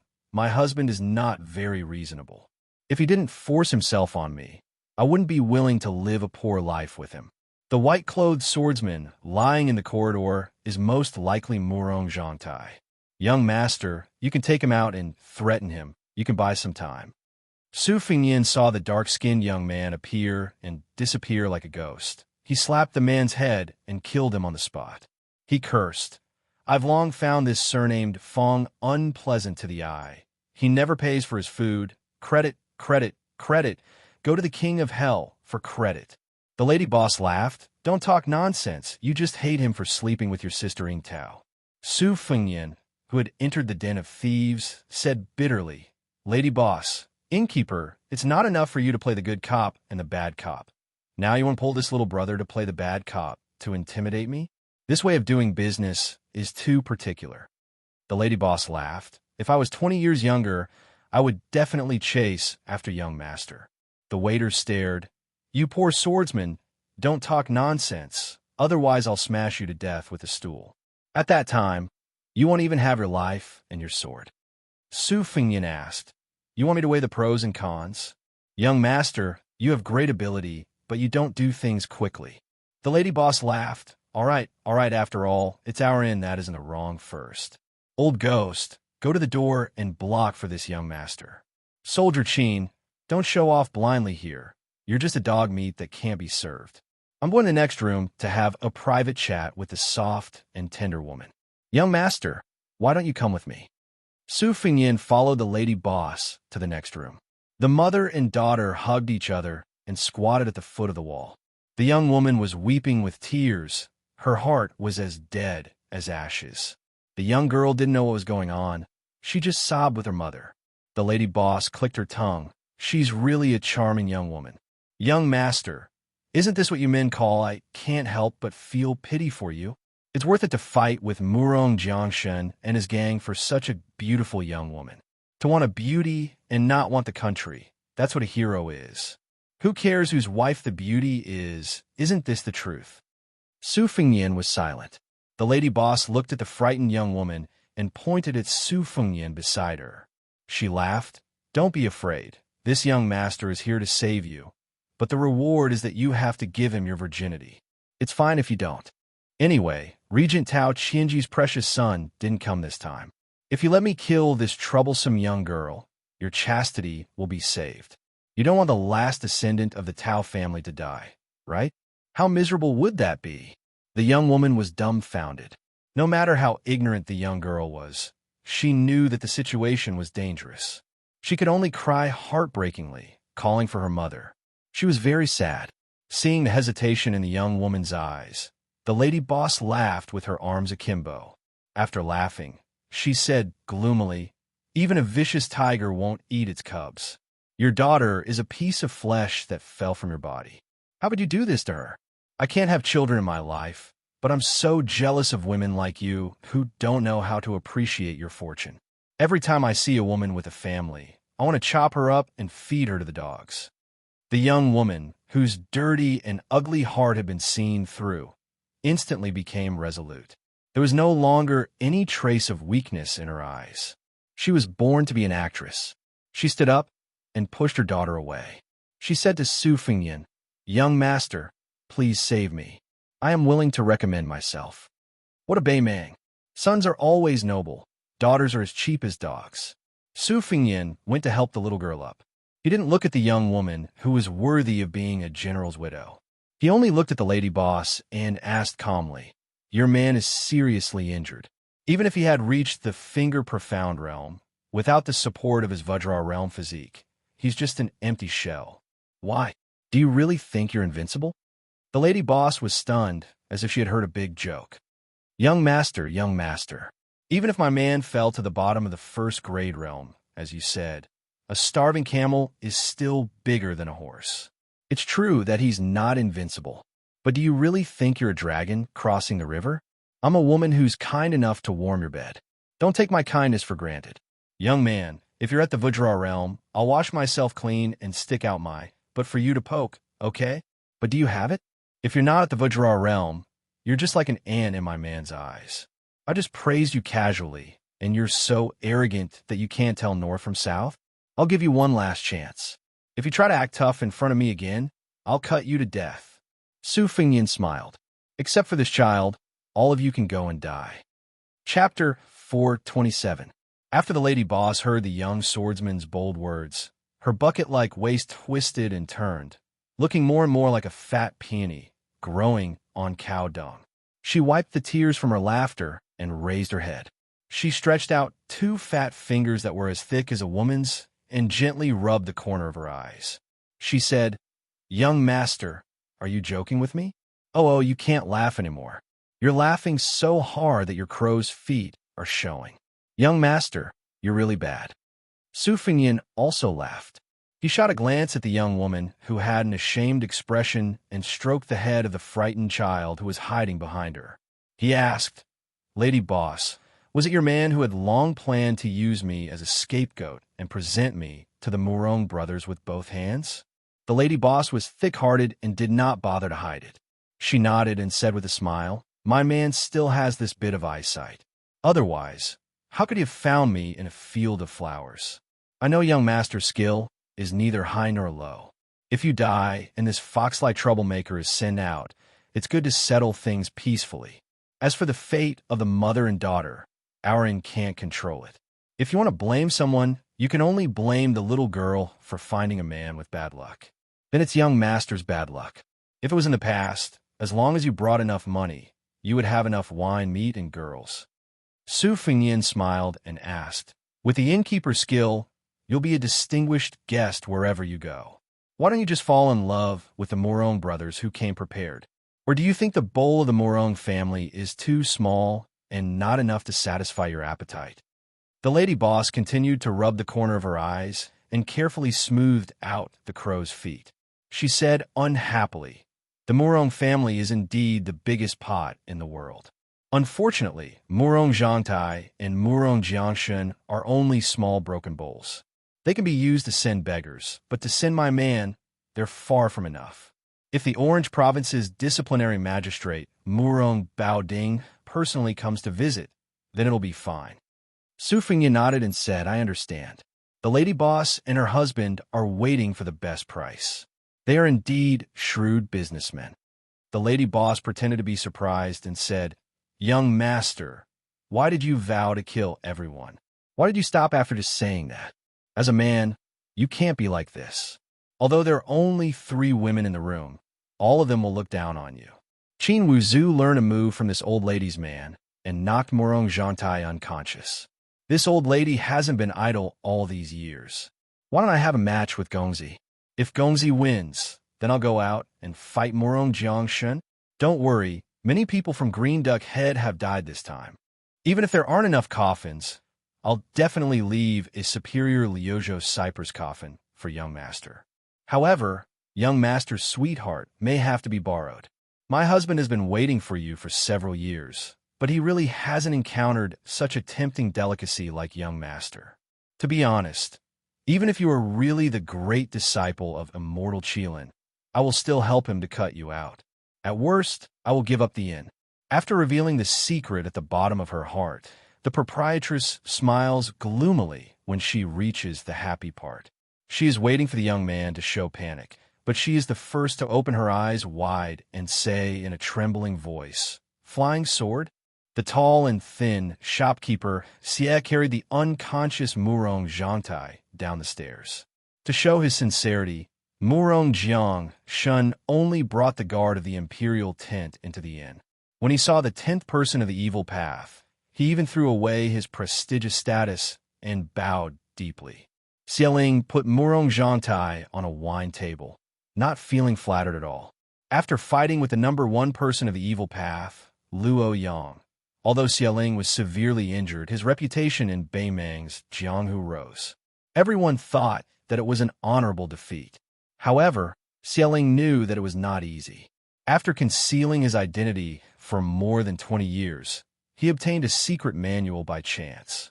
He thought that even if he couldn't be evenly matched with Luo Yang, who attacked the imperial city, he wouldn't be defeated so badly. However, when he really fought against that martial arts giant, who didn't leave anyone alive, Xialing realized that he was wrong. The only reason he survived was that the devil showed mercy. The arrogant Xialing wanted to use this battle to become famous and enter the military of Beimang. He wanted to walk the path that was proven to be correct by Toba. Now that he was disheartened and his cultivation was greatly damaged, he no longer coveted fame and fortune. Instead, he drank all year round to drown his sorrows. It was said that the super experts of Beimang's Jianghu had all become peerless devils. The first-class experts went to the military to make a name for themselves. The second-class experts lived like princes in the Jianghu and abused their power. The third-class experts and those who didn't enter the Jianghu had a struggle in the muddy pond. Xialing's strength had been greatly damaged, but his mentality was still there. Since he knew that the so-called Devil's Path was nothing more than a facade, he didn't want to go to the Beimang army and make a fool of himself. Moreover, from the beginning, his goal had been the two capitals' royal courts.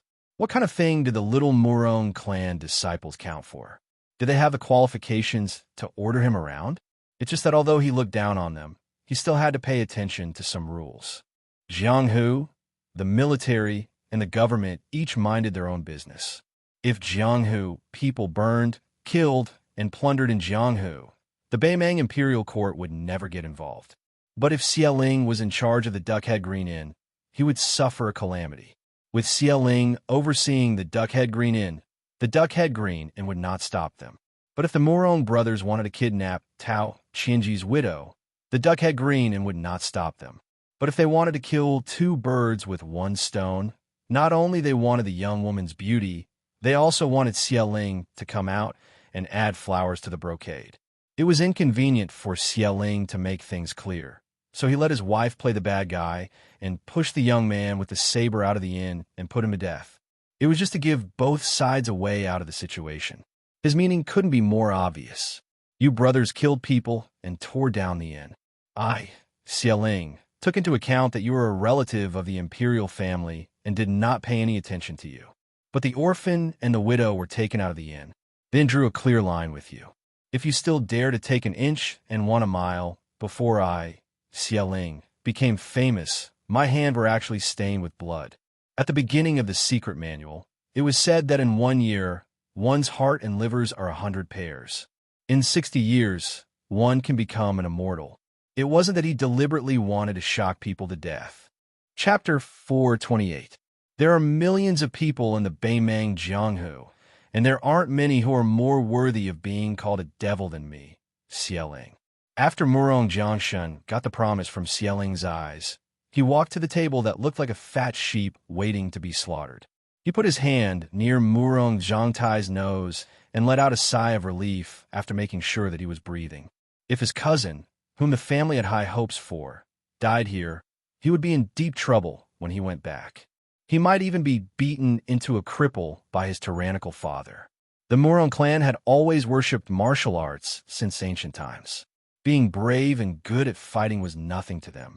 Only a talented scholar like his cousin Murong Zhangtai could stand out in the imperial court. The emperor was very happy to see Murong Zhangtai standing out in the imperial court with his true talent. Murong Jiangshan's family was a branch of the Murong clan, so he had to be careful. Xialing, who was hiding in the city, was a noble that he and his family wanted to rope in after finding out about his secret identity. He was just a stepping stone to show off his power to those scoundrels who died outside the inn. Seeing that Xialing didn't speak, Murong Jiangshan wasn't in a hurry to speak either. He was calculating if he had given enough bargaining chips. Tao Qianji's widow must be taken away. It wasn't as simple as his cousin Murong Zhangtai coveting her beauty, but it was driven by his family's interests. The two capitals and the 4 prefectures in the north and south were confronting each other like tortoises entangling snakes. This was also a scene that the emperor, who had the art of restraint, was happy to see. North Didi City was the Beimang imperial court that the Liang dynasty talked about. South Yanjing had absorbed a lot of people from the 8 kingdoms. Each of them controlled 2 prefectures and were independent of the 8 prefectures. When the North Imperial Court official and the South Imperial Court official met, it would be a scene of the North using force and the south using words. Naturally, the Murong clan was a strong pillar of the North Imperial Court official. However, they had gradually infiltrated into Gusai and Lonyuan prefectures over the years and were suspected of poaching. Fatty Dong and Tao Qianji were the pillars of the South Imperial Court official. Back in Gusai Prefecture, they had given Murong Jiangxin and the other nobles a hard time. To the Murong clan, this wasn't just a small matter of face. Under the premise of not touching the emperor's bottom line, they spared no effort to keep each other at bay. Just like this time, when Tao Qianji suddenly died, the Beimang Empress was naturally enraged. However, if Murong Jiangxin had only humiliated Tao Qianji's woman, the far-sighted empress wouldn't care about such trivial matters. The officials of the Southern Imperial Court had also suffered many such grievances in the past 20 years. Perhaps even Fatty Dong wouldn't shed all pretense of cordiality. This kind of imperceptible and extremely disgusting act of slandering the morale of the Southern Imperial Court was something that the Murong clan's descendants could easily do. After the matter was settled, the imperial city would receive a large number of cheers and applause, and the elders of the clan would also feel proud. As for Tao Qianji's delicate and tender wife, after cousin got tired of playing with her, she would definitely be passed around the circle of nobles in the imperial city. It was inevitable that she would be reduced to a broken shoe that everyone would step on and wear. Cousin would also be able to take advantage of this situation to take a step closer to the core of the circle. After all, in the imperial city, it wasn't difficult to buy a beautiful woman with money. However, if it was the wife of a Chong regent, then it would be rare. Both sides had their own plans. Murong Jiangxin wanted to snatch a woman to pave the way for the imperial city. If he couldn't get this unsmiling demonic hero to help him, then it wouldn't matter. When he returned to the clan, he would ask the elders to pay him a visit. He didn't believe that there would be a man who wasn't interested in a high position and a beautiful woman. As for Xialing, he couldn't figure out the identity of that swordsman. If he died, then everyone would be happy. If he didn't die, then Xialing would secretly silence him. A pair of exquisite heart and liver was the greatest tonic to him. It was better than 100 pairs of vulgar hearts and livers. Just like what his wife had said upstairs, this kind of tonic was 1,000,000 times more precious than bird's nest and shark's fin. Even if it was the disciple of the imperial preceptor of the Taoist saint in the imperial city, if he was unlucky enough to come to the death's gate, he would also die. Xialing suddenly turned his head and looked towards the stairs on the second floor. His killing intent soared. Murong Jiangxin was also shocked. A young man with a saber was holding 2 heads dripping with blood. Su Fingyin threw out a head first. This head is a gift to the Duckhead Greenin. Please accept it as a token of my respect. Xialing held the head. His eyes were red, and he gritted his teeth. Su Fingyin threw the other head to Murong Jiangxin, who had gone through a lot of trouble, and said calmly, "This one is for the Beimang Murong clan. Please accept it." Murong Jiangxin didn't take the head and let it roll beside his feet. His face was gloomy and terrifying. The devil Xialing hugged the head and put it on his chest. He raised his head and let out an ear-piercing roar. The beams of the room trembled and dust fell. Su Fingyin said calmly, "Although the 2 women were courting death, the one with the bigger head was the one with the bigger head. But compared to them, their deaths were more aggrieved. They were probably still wondering how they died when I chopped off their heads. As for the one beside Murong Jiangxin's feet, she died in vain. After knowing that even if she walked out of the inn alive, her life would be worse than death, she used her own life to exchange for a life. That's all. What do you want to say? Do you want to die too?" Murong Jiangxin didn't even need to give the order, as the bloodthirsty pawn had already leaped into the sky, bent its body, and smashed towards the arrogant boy. Xialing didn't even look at the battlefield. His eyes were filled with tears. He lowered his head and kissed his wife's forehead. Then he wiped the tears from her eyes. She once said, "Hey, old ghost, so be it if you lose. It's not shameful to lose to Luoyang. Why don't we farm and raise chickens and ducks? Isn't it good to die together?" He didn't agree, saying that he wanted to fight Luoyang to the death again. These years, he had been crazily killing people, stealing hearts, and eating livers. He didn't look like a human anymore, but she never despised him. She thought that she wouldn't be able to defeat Luo Yang in this lifetime and would die with everlasting regret. Why did he die first? She said that if there really came a day when he was just a hair away from defeating that high and mighty Luo Yang, then he would peel open her chest and eat her heart and liver. Xieling's tears turned into tears of blood. Chapter 429. The paladin's fists exploded like thunder in front of Su Fengnian's chest. The horse gang leader of the border had used a long time to cut open the mirage with his Xianxia hatchet, but it was unexpectedly broken by this imperial attendant in a flash. He was originally surprised that this young machete man could leak his chi, but he did not expect that he would succeed in one blow. It was just a show.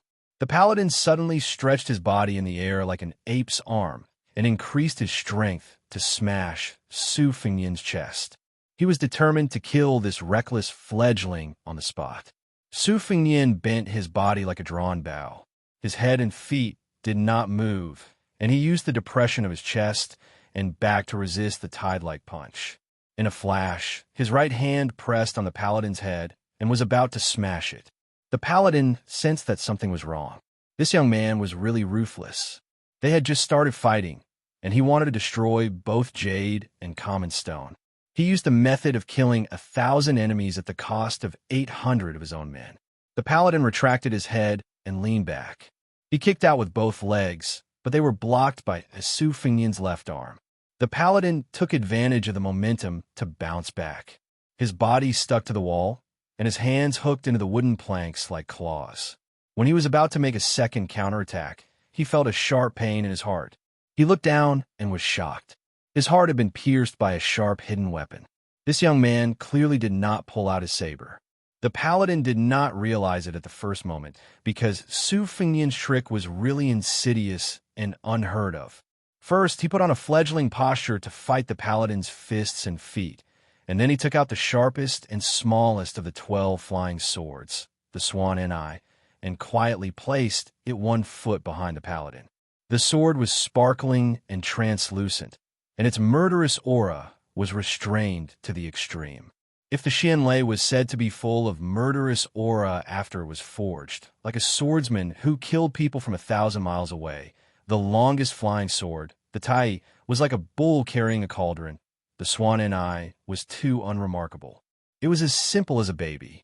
Even if it was placed in front of the eyes, if ordinary people did not pay attention, they could only see a blurry mirror image, like a small piece of rippling water. When the paladin missed its attack and retreated, Su Fengnian only needed to slightly shift the Tai E's position and aim it at the paladin's heart. As if the paladin was seeking its own death, the paladin's heart was pierced by the Tai E without any suspense. Unless one had an invincible body, it would be difficult to escape death. When experts fought to the death, how could it be as poetic and picturesque as described by the storytellers and the chronicles of wandering heroes? It had always been about who was superior and who was inferior. If they were not evenly matched, who would be willing to fight for 300 rounds? Murong Jiangshun, who was watching the battle, did not even know what had happened. In his eyes, the invincible paladin in the battlefield died an unnatural death as soon as it retreated. Its corpse fell to the bottom of the stairs, covering its chest that was bleeding like a fountain. The chi of the Swan Eni flying sword remained in its body, hindering the paladin's futile attempt to recover its chi. It could be said that after the Swan Eni cut, although it only created a narrow gap, it was like the end of the world, separated by yin and yang. This was also the meaning of the flying sword's name, Swan Eni. Murong Jiangshen did not know what had happened, but when he saw the head of Tao Qinji's widow, his anger was mixed with a hint of fear. Being able to kill an imperial attendant with a flick of a finger, and being so young, could it be that he was a direct disciple of a prestigious school like the chess and sword music school? It was said that Fatty Dong had a good relationship with the chess and sword music school, one of the top 5 schools in Beimei. The daughter of the master of the chess and sword music school was also ruined by Fatty Dong. What's done cannot be undone. Even if the master of the chess and sword music school was a hero of Jianghu, He had to hold his nose and acquiesce to the marriage of his daughter to this damned fatty as a concubine. But would Fatty Dong, who was the best at weighing the pros and cons, really dare to offend the Morong family? Su Fingyin walked down the stairs and sneered. Morong Zhangtai, don't pretend to be asleep, or else shopkeeper Xia will dig out your heart and liver and use it as a tonic. Morong Zhangtai, who was lying on the table, still did not move. Xia Ling walked over and put the lady boss's head on the table. Then, with his 5 fingers like hooks, he fished out the heart of the handsome Murong family disciple, whose acupoints were sealed when he was carried down the stairs, and put it into his mouth to chew. Murong Jiangshan was scared out of his wits. He was furious. Xia Ling dares to harm my Murong family disciple? Xia Ling's eyes were red, and his mouth was full of blood. He held the heart and liver in his hand and chewed it while looking at Murong Jiangshan, whose scalp was about to explode. This devil who had been led astray and could not turn back said without any emotion, "So, it's a swordsman from the chess and sword music school. The heart and liver of a righteous person is so delicious. Don't look at the same kind of heart and liver, but after eating a lot of them, you will know that each person has a different taste. Some people are like fat geese, greasy and nauseating, but not very beneficial. Some are like flying snakes and turtles, and some are slightly poisonous, but can cure diseases. Some are like crab meat, which is even more delicious after being frosted. They're already top grade and can heal broken bones, just like the one in my hand. As for the young master with the sword, he has phoenix marrow and dragon liver, which can only be found by chance. I, Xia Ling, never look at a person's face, but only at his heart and liver." Everyone in the Duckhead Green knew that innkeeper Xia was a taciturn good person and a sickly person. He was always amiable when dealing with people. However, they did not know that his good temper was cultivated by his heart and liver. Xia Ling said a lot for the first time, ignoring the timid Murong Jiangshan. He turned to Su Fingyin and said, "Since you know how to raise and ride a sword, you must have a good background. These 2 Murong people might not be as good as you. Why didn't you leave the sect later? You should at least wait until you reach the Vajra realm. You killed someone, but you didn't run away. Obviously, you saw that I was seriously injured, and you think you can be bullied by dogs? Later, I will use my fingers to peel open your chest, and I guarantee that you will live to see your own heart beating. I will eat your heart and liver very carefully and slowly. Because of the severe pain, your qi will concentrate on your heart and liver, and the taste of your heart and liver will be better." When the restless Murong Jiangshan heard that Xia Ling was seriously injured, it was as if he had grasped at a life-saving straw. He no longer cared about Murong Zhangtai's heart and liver, nor did he care about the little woman's head lying beside his feet. He quickly turned to Su Fingyin and said with utmost sincerity, "Young master, how about you and I work together to deal with this demon that everyone wants to kill? My Murong clan will definitely thank young master. The disciples of the Murong clan always keep their promises, and they value their promises more than their lives." Su Fingyin did not say anything. He saw Xia Ling's body darting out of the forest like a cheetah, rushing to Murong Jiangshan's front. He broke Murong Jiangshan's neck with one hand and hammered on Murong Jiangshan's waist with the other hand, accelerating the circulation of Murong Jiangshan's blood and qi. Then, he lowered his head and bit on Murong Jiangshan's chest. As if he was drinking water, he swallowed the second heart of the day, casually throwing away Murong Jiangshan's warm body. Xia Ling raised his head with an intoxicated and satisfied expression. This scene was not inferior to the cruel description of hell in the Buddhist scriptures. Those who were timid would have already fainted. Xia Ling's pair of creepy blood-red eyes made people not dare to look into his eyes. On the second floor, a dizzy little girl was lying between the railings. When she saw that the demon had discovered her, the little girl burst into tears and curled up her delicate body. She thought that if she couldn't see the demon couldn't see her either. Xia Ling grinned hideously and dashed to the second floor. But Su Fingyin stabbed him and stepped on his waist, causing him to crash into a pillar. Under his stomp, the thick stone floor almost cracked. However, Xia Ling's body was soft and boneless. He circled around the pillar with his head and legs touching it. With a slight smile, he stared at Su Fengyan and said, "Young man, you are so impatient. I thought that this little girl who had the least right to live was your bait, but I didn't expect that you would be able to tell the truth just by testing her. I get it now. It's not that you want to kill Tao Qianji's widow. It's that she knows that she wants to live an ignoble life. She wants to die for her innocence, but she wants you to protect this little girl. So, it seems like you're indeed sent by Tao Qianji's sworn brother, Dongjua. Are you from the pretentious chess and sword music school, or the Fox and Tiger Mount Tibbing?" Su Fengyan, who spoke the most authentic Beimang accent, smiled and said, "If I say that I'm from Beiliang, would you believe me?" Black blood seeped out of the corner of Xiaoling's mouth. It was unknown whether it was the backlash of the evil art or some other mystery. He said calmly, "Even if you say that you are the prince of the Liang dynasty, I would believe you." Xiaoling's body slithered like a ghost. In the end, he bent his knees and nailed his hands and feet to the wooden pillar. Black blood and saliva mixed together and fell to the ground. The demon who ate people's hearts and livers to increase his power squeezed out a smile and said, "No matter who you are, your heart and livers are mine. I will hang your corpse in the desert and dry it. If you're unlucky, you will be eaten by eagles."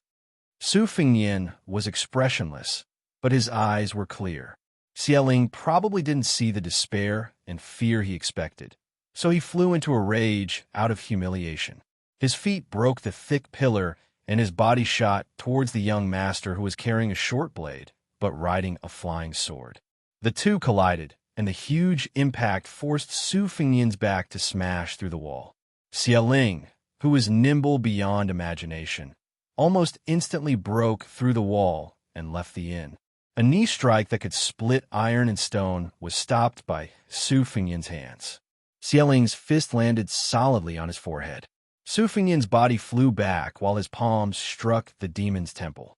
One person flew back like a kite with a broken string, while the other person spun a few times in the air. In the time it took for a spark to fly off a piece of flint, both of them didn't hold back in their attacks.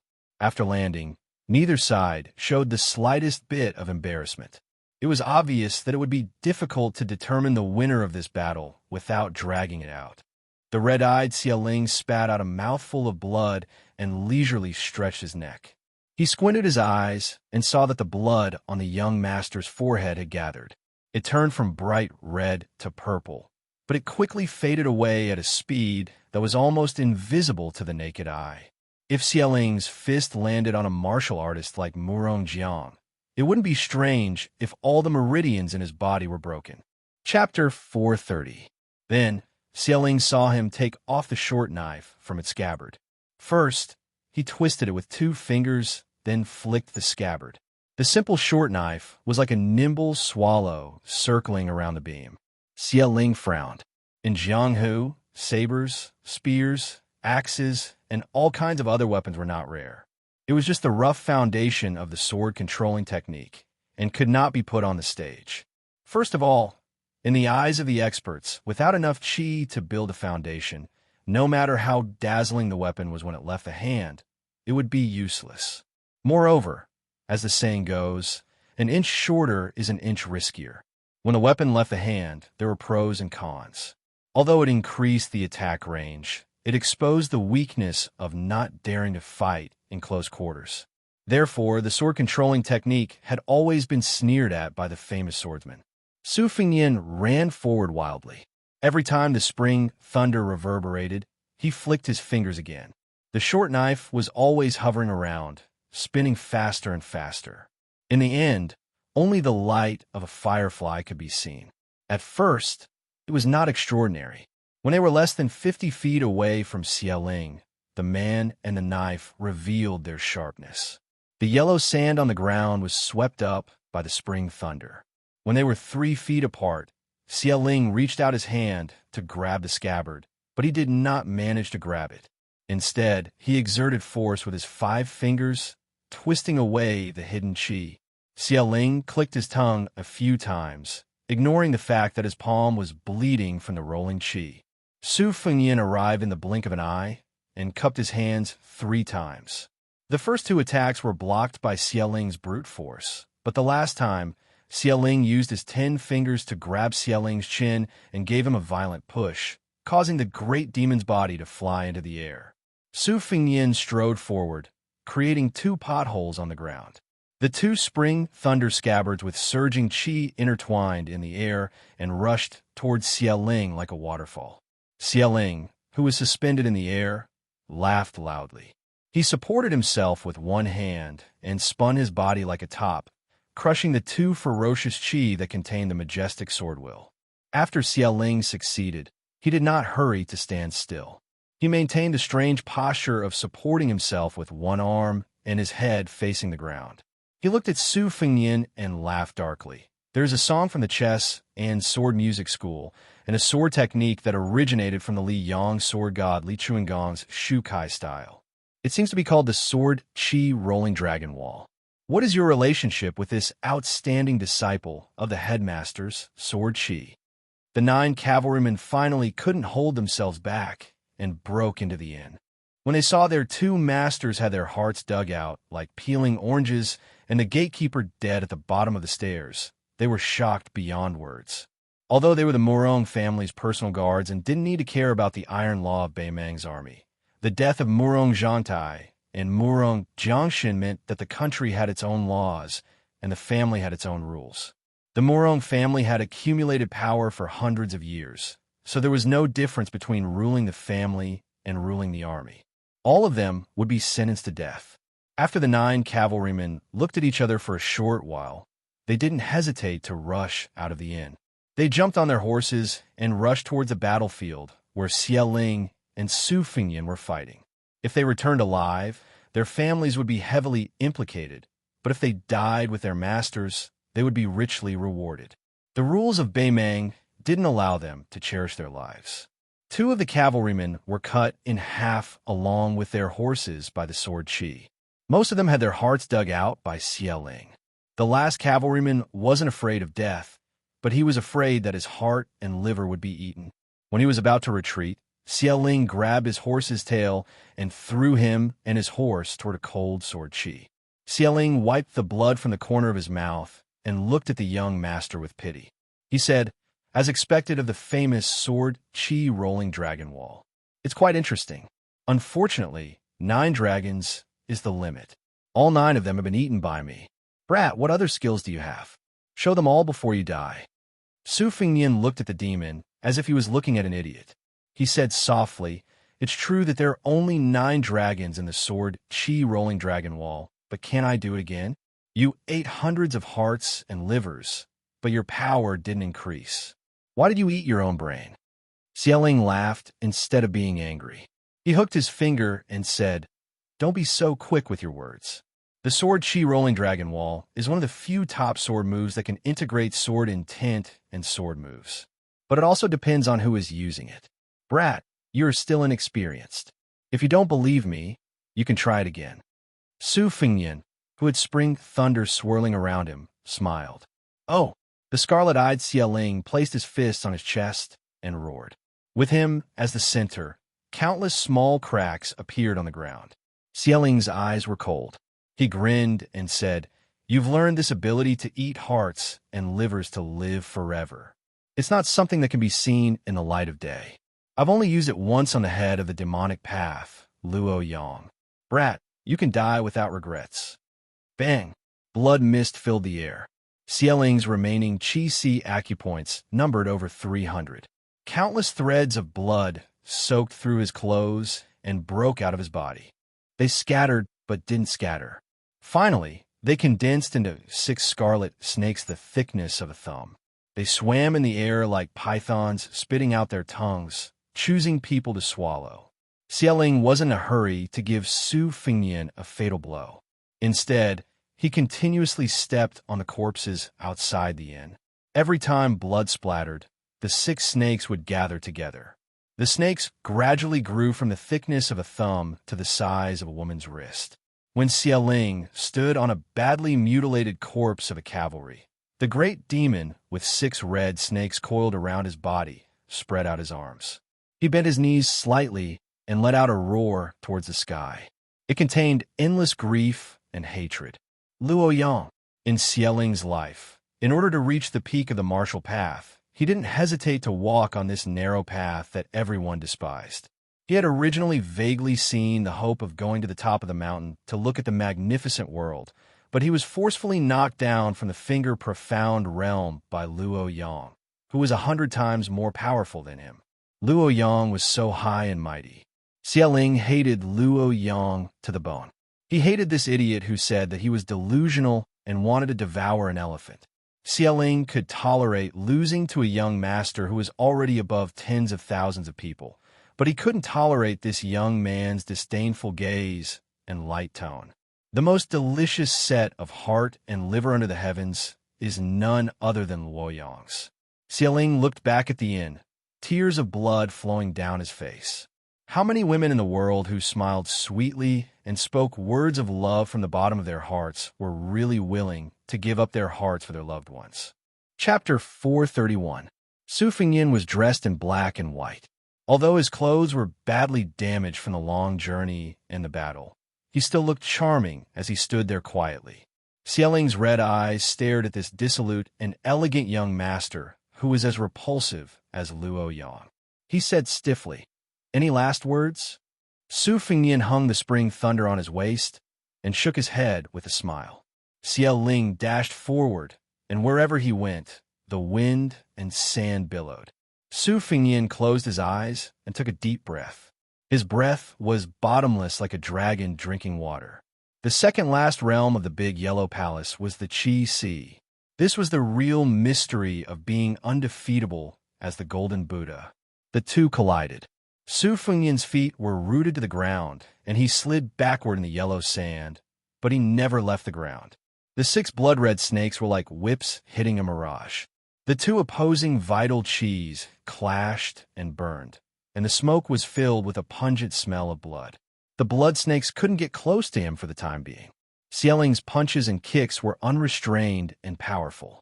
Every time Su Fengyan couldn't resist with his strength, he would be sent flying for more than 10 feet. Xialing didn't give Su Fengyan any chance to catch his breath.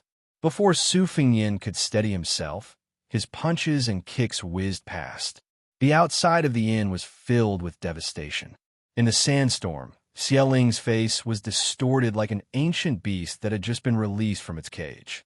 His eyes were bleeding, and his face gave people the illusion that he had lost his mind. He seemed to have gone mad and treated this young man who was close to him as his old enemy, Luo Yang. He roared, "Outside Xuanda City, more than 1,000 people have died in your hands. Participants, bystanders, innocent people, as long as you can see, they were all killed by you. What a bloody river. I took advantage of the situation to break through the Vajra realm and achieve the mysterious Finger realm, reaching the 8 snakes devouring elephants. How old are you? How many people have you eaten? How can you defeat me? Because of you, my realm fell to the bottom of the Vajra Valley. My act of eating people's hearts and livers was seen by the world, and I almost became a rat on the street. How can I be ranked as one of the top 10 devils with you? If I'm not first, what's the use of being second? Luo Yang, do you know how much your heart and liver can help me increase my cultivation? I've been thinking about eating you day and night. Not just your heart, but your entire body. Only then can I vent the hatred in my heart." The two of them finally opened up some distance between them. Xialing stood still like a demon god, and the 6 red snakes slithered around him. Su Fengyan knelt on one knee. His face was as pale as paper. Due to the chaotic flow of qi, the skin on his face turned into rootless duckweed. Before it could fall, it turned into powder. Xieling's scarlet eyes glistened as he said in a hoarse voice, "You really aren't Luo Yang. You're too weak." Su Fengyan looked up and smiled. He slowly stood up. Tired, he folded his arms around his abdomen and spat out a mouthful of turbid qi, sword qi, and death qi. Then he ascended Kunlun. His face was rosy, and a red date mark appeared on his forehead. If that was the case, Xialing would only regard it as a momentary recovery of consciousness. 3 times he traveled the sea. In such a dangerous situation, he was hammered again and again, opening the extreme spring of the remaining 6 acupoints. Su Fengyan, who revealed his true face, waved his sleeves. His elegant demeanor was peerless, like an immortal who had entered the mortal world. Xie Ling frowned. He made a stifled sound from his throat. It was like a blunt knife grinding a stone, but also like a mouse gnawing on a corpse. It was extremely unpleasant to hear. Su Fengyan said calmly, "I've heard of the demonic cult's serpent swallowing an elephant. The Tide Listening Pavilion has a copy of half of it. It said that if you eat the heart and liver often, you can achieve immortality. However, you've cultivated for many years. You should know that the repercussions are endless. Do you really believe that the guy who gave you this tattered secret manual had good intentions? Are you sure you weren't cheated by the peddlers selling dogskin plasters by the roadside?" Xie Ling was extremely angry. The 6 blood-red snakes with unparalleled evil aura bared their fangs and brandished their claws. Su Fengyan asked, "Aren't you curious why I don't take out my saber? Do you think that I'm as King crazy as you?" Su Fengyan took out his spring thunder saber and threw it high into the air. Xie Ling was shocked. Su Fengyan was exactly the same as Xie Ling's previous rampage. He used the momentum he accumulated to reach the peak to kill Xie Ling, as if he wanted to destroy both jade and common stone. After reaching the Vajra realm, Xie Ling, who had almost never fought with someone of the same realm, was extremely cautious. His cultivation was profound. In terms of killing methods and strategies, it was actually far less frightening than his eating of the heart and liver.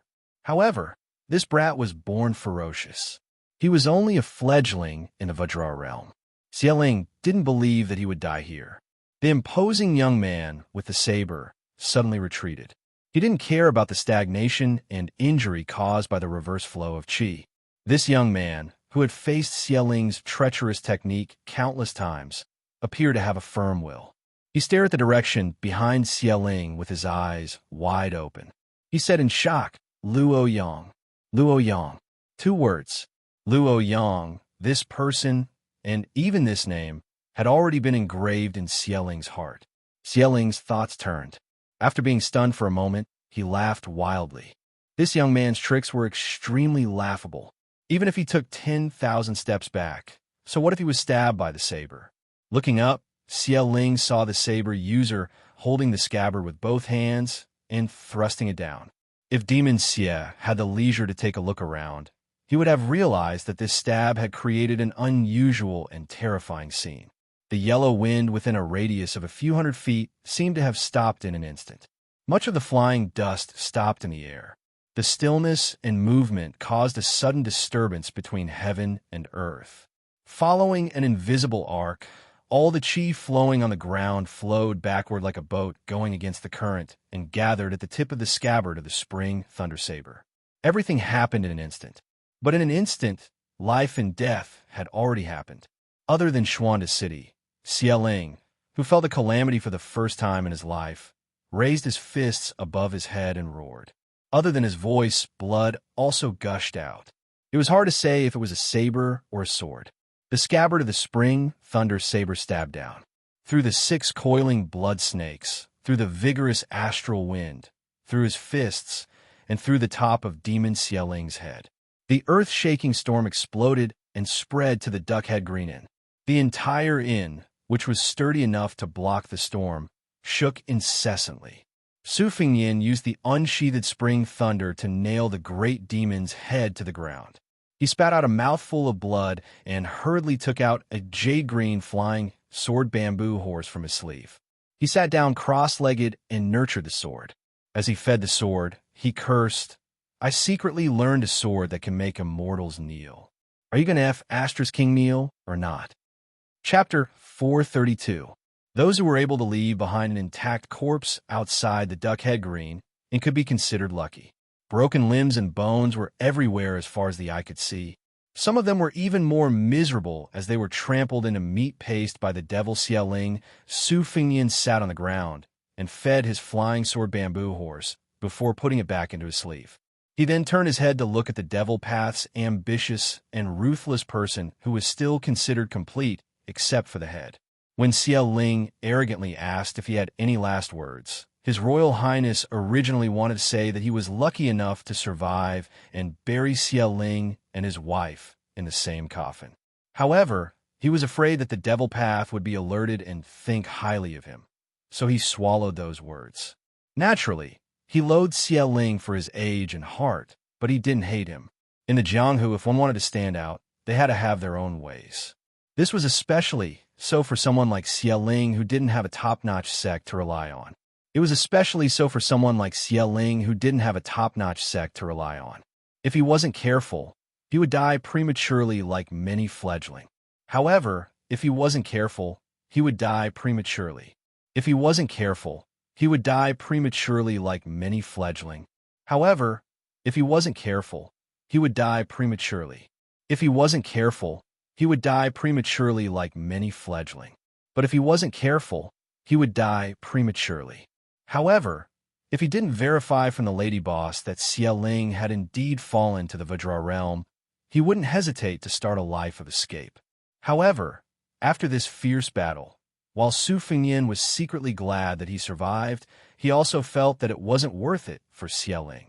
He was a top-notch expert who had once reached the finger-profound realm, but his state of mind was extremely poor and didn't match his strength in the martial realm. After losing to the famous Luo Yang, he was like a woman who had been bullied and would cry out in pain whenever someone mentioned it. Su Fengnian thought that he should fight less and at least learn from the rascals in the marketplace. If he could win, he would act like a big shot. If he couldn't win, he could just run away. At worst, he could shout that he would be a hero again after 18 years. Su Fengnian glanced at the spring thunder that was still stuck in Xia Ling's head. Back then, Old Man Li, who wore a sheepskin coat, used an umbrella as a sword in the rain and used a sword to make the immortal kneel to break the red armor of the Talisman General. Su Fengnian sighed. How many people in the world could be like Li Chungang and return to the immortal sword realm after a disastrous fall? Li Chungang, who killed 2,600 people with a single sword, was the only one in the vast Jianghu, and there were more than 1 million people. Su Fengnian narrowed his phoenix eyes that were full of murderous intent after killing people. He looked at the tanned waiter, the soldier of the Qin dynasty, who was slowly walking out of the inn. He was not smart at all. He left the cellar where the crafty rabbit had 3 burrows. But he was also smart enough to blackmail the pitiful child who was lucky enough to survive. At that time, in the guest room on the 2nd floor, he deliberately took out his flying sword to attract the attention of the lady boss and then cut off her head with a knife.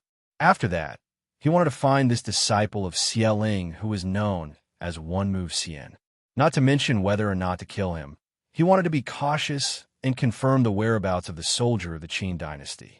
However, he did not expect to find any trace of the boy on the 2nd floor. Su Fengnian put this matter aside for the time being.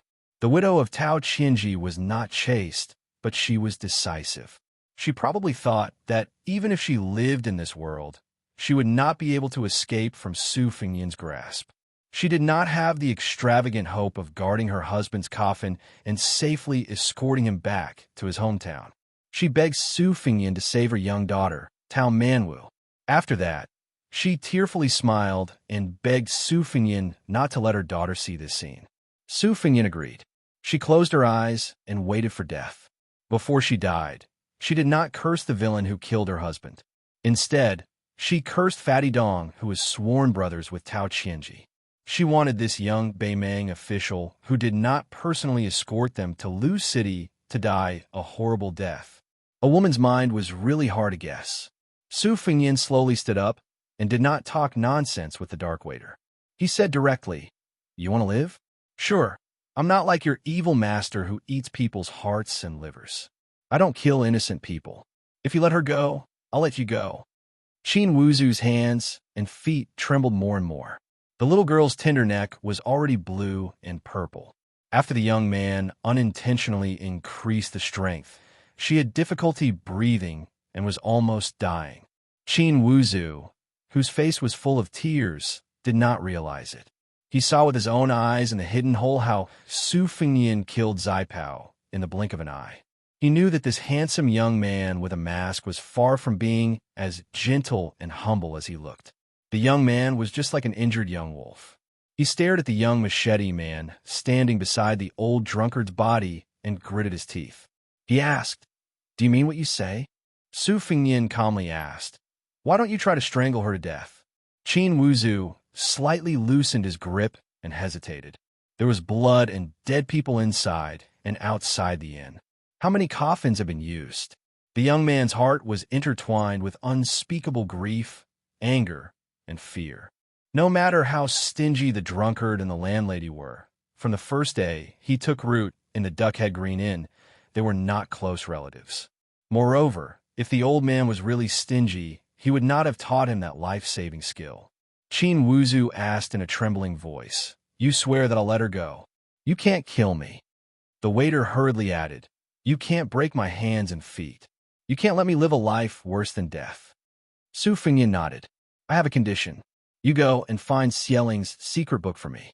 I'll return it to you after reading it." Qin Wuzu, "You should know that if I really want to torture you, I have a lot of tricks."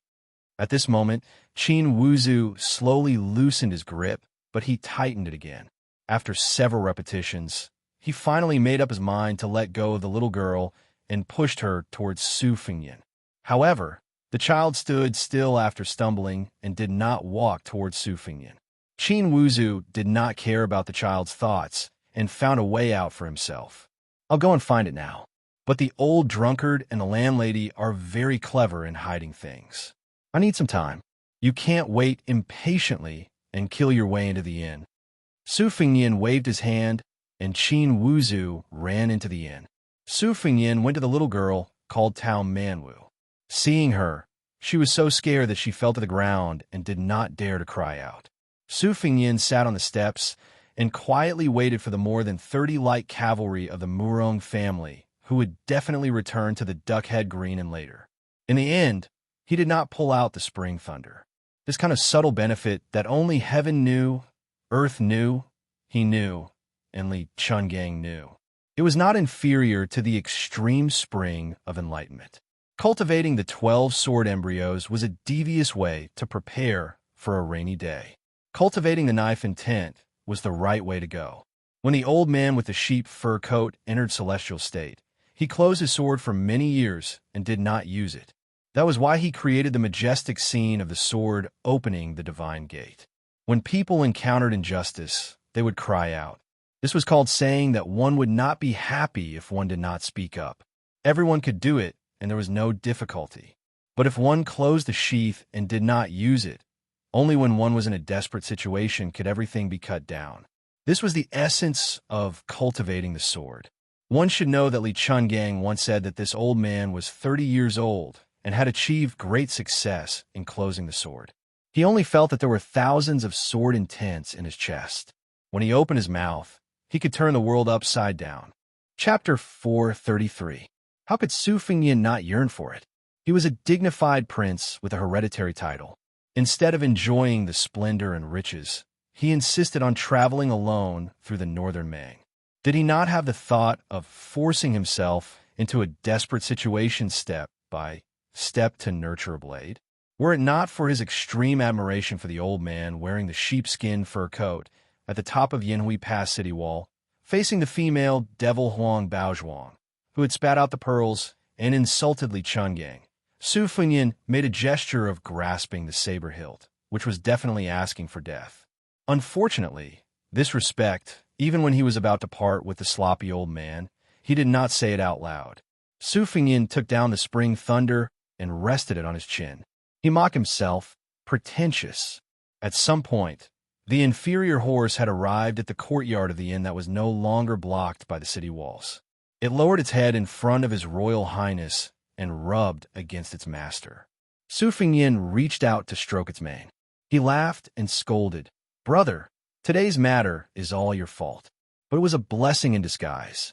I didn't waste those few dozen taels of silver." Qin Wuzu clenched a yellowed ancient book. Behind the door, he was in a dilemma. In the end, he did not have the courage to use that move to take down this person who was even more terrifying than a demon. He obediently came to the bottom of the steps and presented the snake swallowing an elephant's secret manual with both hands. Su Fengnian quickly flipped through the pages. He did not raise his head. He asked, Qin Wuzu, how are you going to deal with those girls who hid with you in the cellar, especially the one called Cherry? Qin Wuzu's mind shook. He lowered his head and did not speak. Su Fengyin tore off half of the secret manual and put it in his pocket. He threw the first half to the swarthy youth. This half of the secret manual is to save them. Qin Wuzu accepted the secret tome that allowed the old drunkard to become the 10th person of Northern Mang's demonic path. His shrewdness could not conceal the wild joy in his eyes as he asked with reddened eyes, if I kill a woman other than Sister Cherry, can the young master give me a few more pages? Su Fengyin shook his head. No. Qin Wuzu's eyes gradually hardened. The little girl called Tao Manwu seemed to have a keen intuition for people's aura. She was so scared that she took a few steps back. She was clearly scared of Su Fengyin, but she still hid behind him. In the second floor, when she noticed her mother's abnormality, she also chose to stand behind the unfamiliar Su Fengyin. When Su Fengyin was about to personally witness humanity being drained away bit by bit, he smiled and said gently, I won't force you to kill the woman you like. I have half a manual with me. There are 84 pages. Later, the Moron clan's cavaliers will attack us. If you kill one cavalier, I will give you 1 page of the manual. It's up to you whether you want to do this deal or not. Soldier Qin gritted his teeth and said, I'll do it. The frightening sound of horse hooves could be heard. The little girl's face was as white as snow. She squatted at the side and gently pulled Su Fengyin's sleeve. Qin Wuzu picked up Moron Xianxia's 60-gene iron spear and rushed out. Half an hour later, the dark-skinned teenager, who was covered in blood, limped back to the inn while dragging the iron spear. He grinned and said, Young master, they're all dead. Su Fengyin tore off 30 pages and threw them to the outlaw. Soldier Qin dipped his finger in the blood and counted the pages one by one. He raised his head and said, I killed 31 cavaliers and young master only gave me 30 pages. Su Fengyin smiled. Soldier Qin shuddered and lowered his head. He was as quiet as a cicada in winter. Su Fengyin stood up and walked back to the inn. He said softly, Help me find some clean clothes and put some money in them. I'll wait for you in the room. All right, when I come back, remember to bury innkeeper Xie and Lady Boss together. Also, find a coffin in Luzhou to bury the child's mother. If the day comes when you need the rest of the secret manuals, go to Beiliang and find a general called Huang Fushi. As for revenge, I won't stop you if you have the courage. But when the time comes, you have to think about what will happen to you. In the room, Su Fengyin changed into the same simple black and white clothes. He had to admit that Soldier Qin was a very clever teenager. Su Fengyin handed a heavy bag of silver to Tao Manwu. The child pitifully held the bag with both hands and kept silent. Su Fengyin said calmly, Tao Manwu, if you want to live, the first thing you need to know is that only by working can you have food to eat. The bag of silver was too heavy. The child hurriedly bent down to hold it. Then Tao Manwu, who had a very ungraceful name, suddenly cried out, You're a bad person. I'll let Uncle Dong beat you. Soldier Qin, who was listening at the door, rolled his eyes. This little kid didn't know the difference between life and death. Wasn't he looking for death? I haven't learned the secret manuals. I won't find trouble with this guy in my life. Su Fengyin was stunned for a moment. He stared at the child's lively eyes and said with a smile, Okay, when I find a suitable time and place, I will send you to the place of Fatty Dong, who I have heard of before I met him. The little girl suddenly let go of the bag and covered her eyes. She sobbed, I didn't see your face. Don't blind me. Su Fengyin's heart tightened as he sighed quietly. He reached out his hand to rub the little girl's head and said softly, If I had reached the point where I felt apologetic toward a child, then I would have died in Northern Mang. I know you are very smart. You have a talent that I don't know. You should know what is true and what is false. The little girl Tao Manwu's fingers that were covering her eyes loosened slightly. When she saw the smiling face, she hurriedly closed her eyes, but she nodded. Su Fengyin patted her little head and said, We should go. Take the luggage, or there will be no food. If you don't work and starve to death, you can't blame me. Soldier Qin looked at the big and the little girl walking out of the inn and only felt confused. especially the young master with the saber holding the little girl and riding away in the sunset. Soldier Qin was in a trance, as if he was in a dream. Soldier Qin shivered. He touched his chest, where half of the secret manual and 30 pages were hidden. He hurriedly trotted to the cellar and murmured, "I have survived today. I don't believe that I will have no future in this life." Stopping abruptly, the tanned youth no longer ran towards the cellar. Instead, he went up to the 3rd floor and climbed up the ladder from a small storeroom to the roof. When he saw that the horse had completely disappeared from his sight, the youth who had experienced the ups and downs of life and death squatted on the roof and cried loudly. Under the sunset, a big and small Li people rode on the yellow sand. Darren said softly, "Tao Manwu, maybe your parents don't know, but I know you can see through people's hearts, and I will keep your secret." The child bit his lips. Darren laughed. "I like that ballad very much. Sing it. If it is good, I will let you see Uncle Dong earlier." The child turned his head and glanced at him. He turned his head and said hatefully, "You are lying." Darren laughed. The child's eyes were red. He said to himself, "I want to sing to my parents.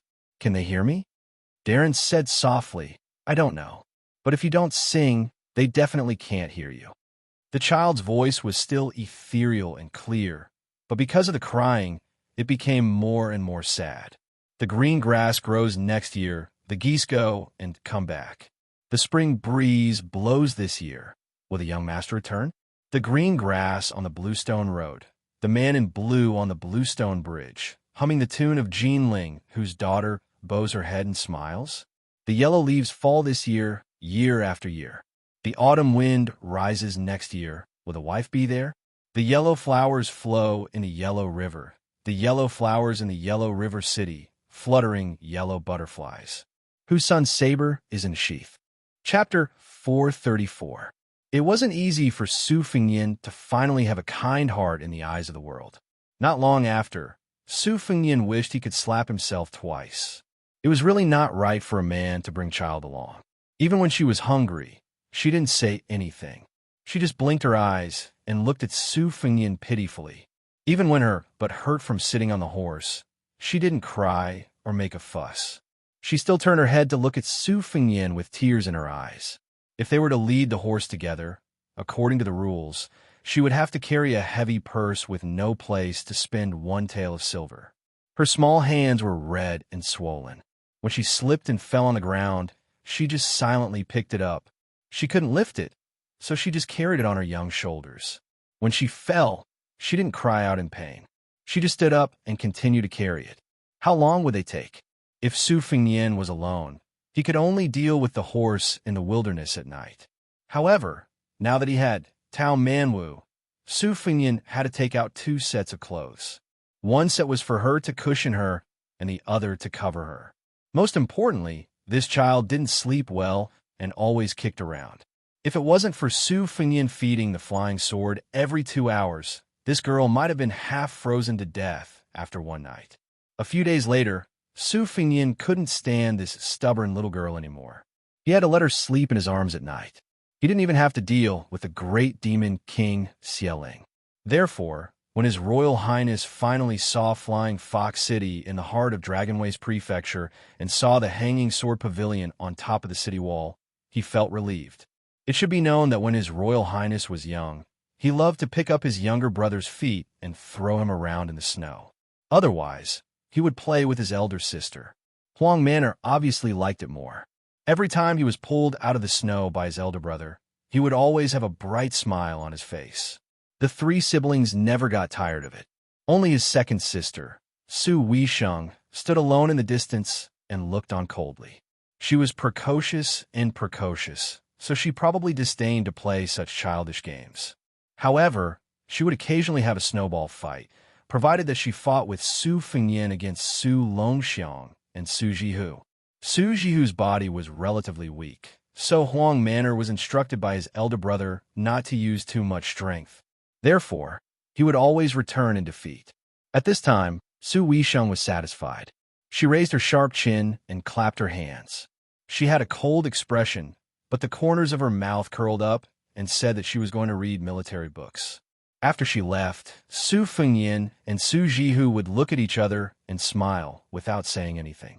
Huang Man'er, who was happier to be beaten than to be beaten, didn't understand anything. He just smiled foolishly with his elder sister and brother. Ever since they had bypassed Lusheng, and especially since they had brought Tao Manwu along, Su Fengyin was often in a daze. Perhaps he was squatting on the side of the widened official road, or looking at a newly built relay station in the distance. Perhaps he was standing on a high place overlooking the vast wilderness. He would even stop when he found a nameless lake with irrigation tools imported from Jiangnan. In the end, Tao Manwu was only a naive child of 6 or 7 years old. It was already not easy for him not to cry to death because of his parents' death. However, she could easily see through people's hearts and see the true emotions hidden under all the darkness. She knew who had evil intentions and who had a cold face, but a warm heart. She had spent day and night with this bad person who had put on a new face. When they arrived outside Feihu City, she saw for the first time that he revealed a happy heart. She couldn't help but feel warm. As they approached the city gate, Su Fengyin dismounted from the horse and carried Tao Manwu down from the horse's back. He led the horse with one hand and the child with the other and walked towards the city gate. The child's small hands were red and swollen like steam buns. After he carefully punctured the blisters, it was very likely that new blisters would form, and then old blisters. Su Fengyin did not make things difficult for this child who had a rough background. He hung the luggage on the horse's back. Seeing a group of horses rushing out of the city, Su Fengyin pulled the horse to the side and stood aside. The young man in the lead was wearing an expensive mink coat and had a cold face. The 6 family soldiers behind him were all wearing light armor and carrying broadswords. There was a quiver with arrows hanging on the horse's back. Su Fengyin saw that the arrows were slightly worn but did not affect their accuracy. He was neither a rich person nor a fancy person. Therefore, he thought highly of this son of the Beimang family of generals. The city gate guards who had been making things difficult for the common people immediately bowed and watched them leave with a smile. There was no ridicule or jealousy in their smiles, only awe. The sharp-eyed guards of the city gate had checked the travel permit for leaving the village. When they saw Su Fengyin's inferior horse that was not even worth mentioning, they lost their interest in plucking the feathers from the goose that passed by and generously let him pass. Passing through the dim and cool city gate, Su Fengyin subconsciously raised his head to look and smiled. He did not even know whether Miss He was alive or dead. How could she stick to the top of the cave like a gecko and give him a blow? Back then, Su Fengyin was actually vexed about this kind of unexpected surprise, but he also had a kind of morbid expectation and gratitude. At that time, he had the immortal Li Chungang by his side, so His Royal Highness did not have the opportunity to make a move. Only He, who had always regarded the top 10 experts in the world and the land immortals as nothing, stalking whoever she wanted to kill like gangrene attached to the bone. This was undoubtedly a spur to Su Fengyin. However, he still did not understand why she would still bear the fate disaster for him in the end if she had mercilessly tried to kill him in the reed marsh without the slightest bit of exaggeration. Passing through the city gate, Su Fengyin was full of self-mockery. Was it because he was too heartless that he could not understand the exquisite thoughts of those outstanding women? Take Sweet Potato of Wudong Garden, for example. He only realized her identity as a death warrior after practicing his saber skills. He originally thought that she was just a plump koi fish in the Tide Hark Lake, who would lose weight if she was not fed and would starve to death if she was not fed. The truth was that she had secretly blocked countless disasters for him, and her hands were stained with the red of rouge. Perhaps the moment before he slept on her lap, she had just killed a few moths that had snuck into the prince's mansion and crushed them like a wick. In the vast territory of the Beimang dynasty, there were many miracles of scholars entering the imperial court. After the unavoidable turmoil at the beginning, there were countless cases of nobles of the Beimang dynasty killing outsiders. There were even cases of hundreds of people being killed. However, as the Empress of Beimang passed down the laws to every corner of the empire, dozens of descendants of the Yelu and Murong clans were killed. Many high-ranking court officials were punished and demoted. She ruled the north with an iron fist, as usual, and comforted the south with a rare tenderness like an old cow licking its calf. That was how the current stable situation was created. The second generation of descendants of the Beimang dynasty began to consider themselves as citizens of Beimang and were deeply grateful to the wise and mighty empress. Chapter 435. Empress Murong once spent 2 years personally visiting every inch of land under her skirt.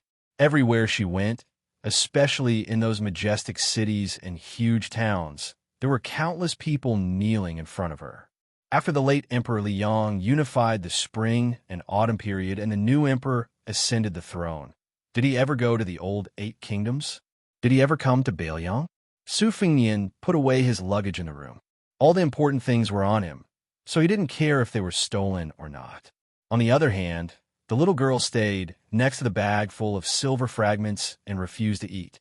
She had probably worked hard to carry it all the way and had developed feelings for it. If it disappeared, she would probably die of sadness. Su Fengnian didn't know whether to laugh or cry.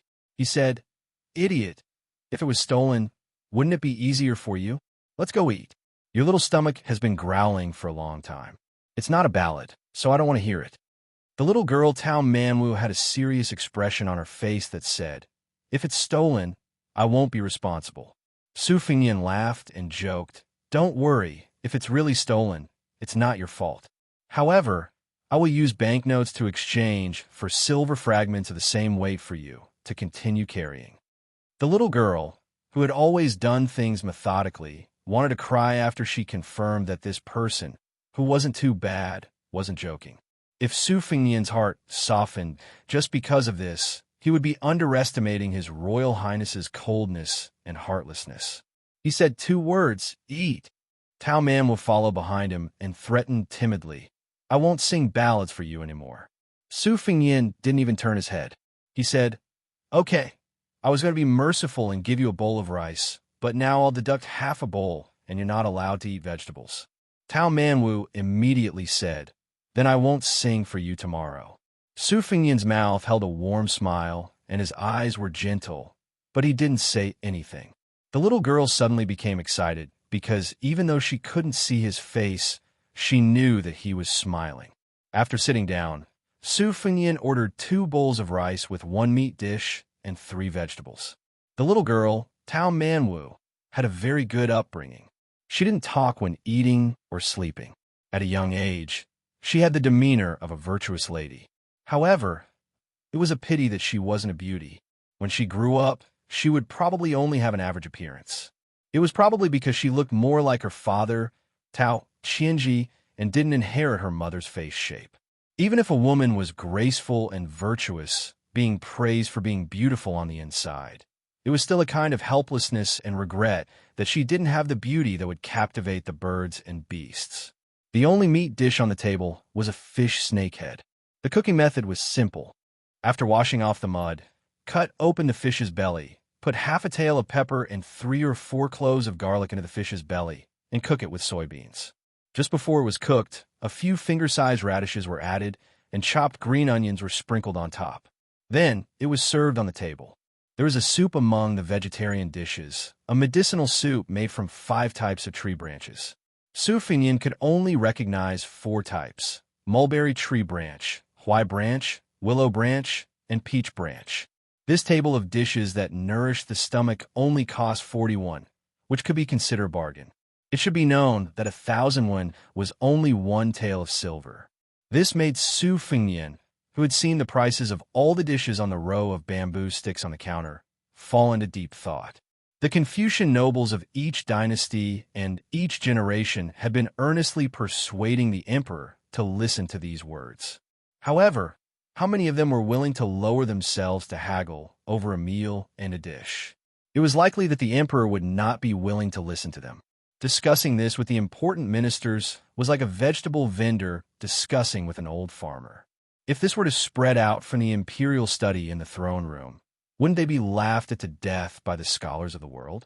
Su Fengnian glanced at Tao Manwu, who was eating with his head lowered.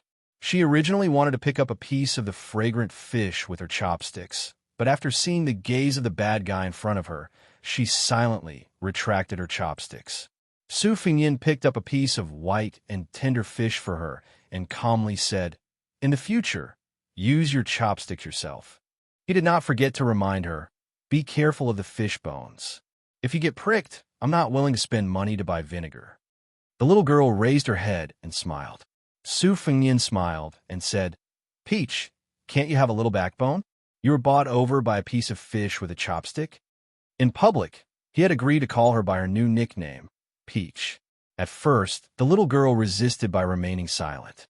Later, Su Fengyin hardened his heart and did not want to ride a horse or walk on foot. He made her carry the money bag for a long time. She agreed by nodding her head after Su Fengyin called her Peach again. Only then did Su Fengyin carry her onto the horse and move forward. The little girl bit her lips and sobbed for a long time with her shoulder burning with pain. Su Fengyin ate quickly and left some leftovers for Tao Manuel. Then, he patiently waited for her to slowly chew and eat until she was full. He leaned against the window railing and looked at the downtown area, counting the grain stores, cloth stores, and pawn shops. When the little girl finished all the food and said that it was done, Su Fengyin came back to his senses. He did not rush to get up and asked for a pot of tea from the waiter. This made the innkeeper, who was sitting behind the counter, beam with joy. A pot of tea was not very profitable, but looking at this young master's attitude, it was obvious that he would spend a lot of money on the inn. This was called small streams flow long. In small businesses, it was impossible to become rich overnight. What they relied on was these small windfalls. The waiter was familiar with the innkeeper's abacus and understood tacitly. When he served the tea, he smiled warmly. When Su Fengyin drank the tea, he softly said, "Knock on the golden beam." Tao Manwu obediently closed her mouth and knocked on her teeth 36 times. "Beat the heavenly drum." The little girl gently raised her hand and knocked on her temples 18 times. "Bath noodles." The little girl, who was sitting upright and still, closed her eyes slightly and rubbed her palms until they were warm. Then, she put her 5 fingers together and stuck her little finger to the side of her nose. She pushed her palms and fingers up, passing between her eyebrows and moving up to the hairline on her forehead. Then, she rubbed the sides of her temples and slowly moved down to her cheeks until she stopped at her cheeks. She repeated this for a total of 6 times.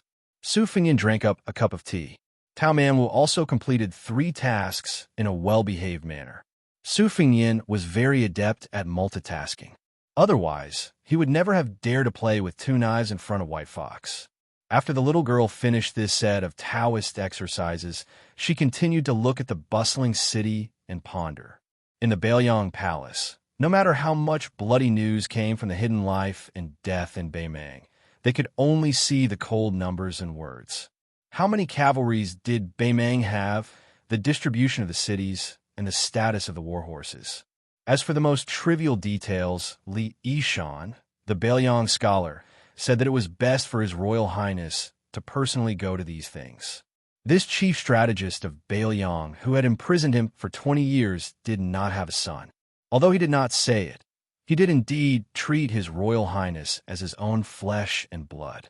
However, he still agreed with His Royal Highness to be exiled to Beimang. As elegant as Li Yishan was, he also gritted his teeth and cursed, saying that a gentleman would not stand on a collapsing wall and that Baiyang did not need a gentleman king of Baiyang in the future. It could be seen how serious his wariness towards Beimang was. Su Fengyin still clearly remembered that when he handed over the hand-drawn geographical map, Li Yishan, who never admitted to being his master, was silent. He, who was terminally ill and did not have many years left to live, set the inn to go get 2 jugs of wine. Today, he was going to drink with the scenery of the 3,000 miles of mountains and rivers. This was a man who had once cooked with Zhao Chongling, using half of the country as food to go with wine. Chapter 436. Su Fengyin went to Luqing to kill people, but he came to Flying Fox City to look for someone.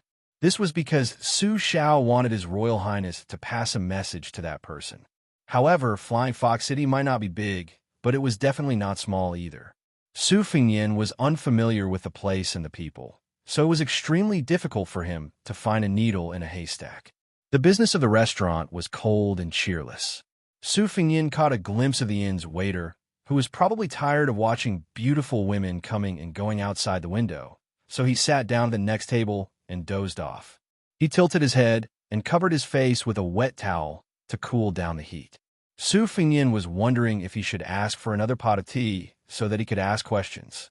Unexpectedly, the fat innkeeper, who was observant, took the initiative to bring a new pot of tea over and sat down. He said with a smile, "You are a guest, and it is fate that we meet. This pot of tea is a gift from me to young master. I don't want to pay for it. The tea leaves are pre-Ming tea from the old southern tang. Usually, I am reluctant to drink it, so there are only 8 or 9 taels left. However, no matter how reluctant I am, it will give off a moldy smell if I put it down. Seeing that young master is so kind, would you like to have a drink with me?" Su Fingyin hurriedly smiled and said some polite words of gratitude. Although Tao Manwu was a little girl with a good family background, she was not lacking in etiquette. Without Su Fingyin saying anything, she obediently and cleverly got up and moved a bench for the shopkeeper. The shopkeeper felt more and more comfortable. After sitting down, he poured 3 cups of tea and did not forget to give share to the sensible girl. Tao Manwu looked at Su Fingyin cautiously. After seeing him nod, she held the cup and tasted the tea carefully. Looking at her skillful posture, the shopkeeper knew that this pair of big and small were not just common people who regarded drinking tea as a vassal of culture. They were probably scholars who went out to visit relatives in Longyao province or went out to study with their relatives. Doing business also paid attention to casting a long line to catch a big fish. The shopkeeper knew this very well. The reason why the inn could be half dead was that it was supported by those regular customers who were not short of money but cared about their reputation. Otherwise, his whole family would have been starved to death long ago. Flying Fox City did not have many things, but there were a lot of hoodlums. Every family who opened their doors to make money had to bite off a piece of meat. It was not painful, but small businesses could not withstand 6 or 7 forces coming to cut off their meat and pluck their hair every month. These troublesome little devils who flaunted their prowess behind the king of hells but did not remember good things and did not care about kindness. If one did not serve them well, they would make a scene and cause trouble. It was very annoying. If one were to go to court, the god of fortune had said that peace would bring wealth. Who would have the courage and financial resources to deal with the cold-faced but cold-hearted officials? In the past, there used to be a restaurant owned by a foreigner on the street next door. It made a lot of money every day because it had a backer. It was said that the backer was the brother-in-law or nephew of the concubine of a 6th-grade guerrilla warfare general at the border. The business was so good, but the man was unwilling to take out more than a dozen taels of silver to show filial piety. Later, dozens of hoodlums squatted at the door every day. How could any customers come? The restaurant owner was young and impetuous. When he went to the government to complain, the people of Flying Fox City gathered to bask in the sun and did not break the law. Who would want to talk to him? Later, he moved out of the city with his family and was beaten up by a group of masked men who put a sack over his head. The shopkeeper took a sip of tea and asked with a smile, "Judging from your accent, you're not a local, are you?" Su Fingyin nodded and said, "I'm from Gusai State. I told my family that I was on a study trip, but in fact, I'm just looking for an opportunity to see the world. Coincidentally, I don't have any elders to nag at. When I heard about Flying Fox City, I secretly came here." The shopkeeper showed a knowing smile that all men understood. He was probably amused by the customer's frankness. He said, "You're a man of character. Not bad, not bad. There are 4 strange things happening in our Flying Fox City, and one of them is that the bitch Flying Fox is very loyal to her friends. Her words are very crude, but they are the truth. If young master wants to go, I can recommend a few brothels. Jiangbo Brothel is undoubtedly the most famous one. You can easily get 100 taels of gold and silver for a night. The high officials and dignitaries of Longyao province all like to drink there. If they run into trouble and can't find a way out from the government, they are used to waiting there. In my opinion, the big brothels in Jiaqing's Bottle Alley are more affordable. The women there are beautiful, and they are proficient in zither, chess, calligraphy, and painting. However, they don't have enough reputation, so they don't have the confidence to shout out sky-high prices. Many young girls, as long as they have good lyrics and songs, and have scholars to help them promote, they might become popular people in Feng brothel in a few years. I know an old brother who spent 40 taels of gold and silver for a night with a young girl in Bottle Alley. Young master, guess what? Now, he is the most popular person in Feng brothel. Young master, you're the most popular person in Feng brothel. I know an old brother who spent 40 taels of gold and silver for a night with a young girl in Bottle Alley. Young master, guess what? He is now the most popular person in Feng brothel. She is now a famous lady in Feng brothel. Let's not talk about doing anything else. Just meeting a group of people and listening to songs costs 10 taels of silver. Although my brother's family is well off, he can't afford her anymore. If young master has an acquaintance to show you the way, it will only cost 20 or 30 taels of silver a night. Hey, look at old son's broken mouth. Anyway, if young master wants to go and return in high spirits, you should go to Bottle Alley first. After you have a rough idea of the place and have money, you can go to Feng brothel. It is safer. Su Fengnian said with a hearty smile, Old brother's son, just based on your words, you don't have to treat me to this pot of tea. I appreciate your kindness, but I will still pay for it. Just treat it as you helping me spend less money. How much is it? Pay it. The shopkeeper didn't refuse politely. He raised his thumb and praised. Young master, you are a kind person. Su Fengnian continued to ask, Old brother's son, don't call me young master. It sounds estranged. My surname is Su. Just call me Little Su. My family is in the porcelain business. You can say that we are both businessmen. I didn't dare to bring too much money on this trip. If I went to Feng brothel rashly because of its reputation, I would be in big trouble. It would be impossible for me to go to Eastern Jinzhou comfortably. By the way, you said that there were 4 strange things in Flying Fox City. What are the other 3? Chapter 437. Shopkeeper's son didn't keep him in suspense. He said, other than the fact that we have a unique environment that nurtures different people, the women in the city are born with good potential. If you enter the city through the main entrance, you'll see a sword pavilion. I heard that every double ninth festival, you can hear the sound of hundreds of swords clanging together. It's just that common people like us can't go to the top of the city wall, so I don't know if it's true or not. The third thing was that old son had to expose his own shortcomings. In the Flying Fox City, all the men in the city were content with their wealth. In 100 years since the establishment of the city, there had never been a single high-ranking official who could bring glory to the family. In old son's opinion, it was all because the women were too beautiful. They had a fair and tender wife lying in their beds, and there were so many brothels outside their homes. They were already exhausted at night. How could they have the energy to compete with outsiders for an official's position during the day? Brother Su, look at me, old son. For the rest of my life, I have no qualms about guarding this family business. As long as I don't have to worry about food and clothing, I don't have the heart to earn big money. Usually, I just like to pick some good tea leaves to taste, drink some wine with my old brothers, and chat with the women in the streets and alleys. What kind of future can I have? Outsiders say that we don't have any ambition, but they don't wrong us. Su Fengnian revealed a smile. He nodded his head and said softly, It's good that you're safe. Stability is a blessing. From the layout of the city to the pavilions and pavilions, everything in Flying Fox City was exquisite, rarely seen in northern Mang. The beauty of the women here also far surpassed the other prefectural cities in Dragon Waste Province. The girls nicknamed Flying Fox had the graceful appearance of women from Jiangnan, but they also had the tough and tenacious bones of northern Mang. As a result, they did not have a romantic relationship, nor did they have the air of a prostitute. They had long enjoyed a great reputation in northern Mang's 8 provinces. Even the top courtesan of Flying Fox brothel, who walked out of Dragon Waste brothel, was worth at least twice as much as her counterparts in other places. On the contrary, the men of Flying Fox City were not successful in either the military or the political world. They had always been ridiculed as effeminate and effeminate. Everywhere in the city, There were weak men who boated and watched the fish in the flower harbor. There were also refined scholars who waved their sandalwood fans while drinking tea and discussing Taoism.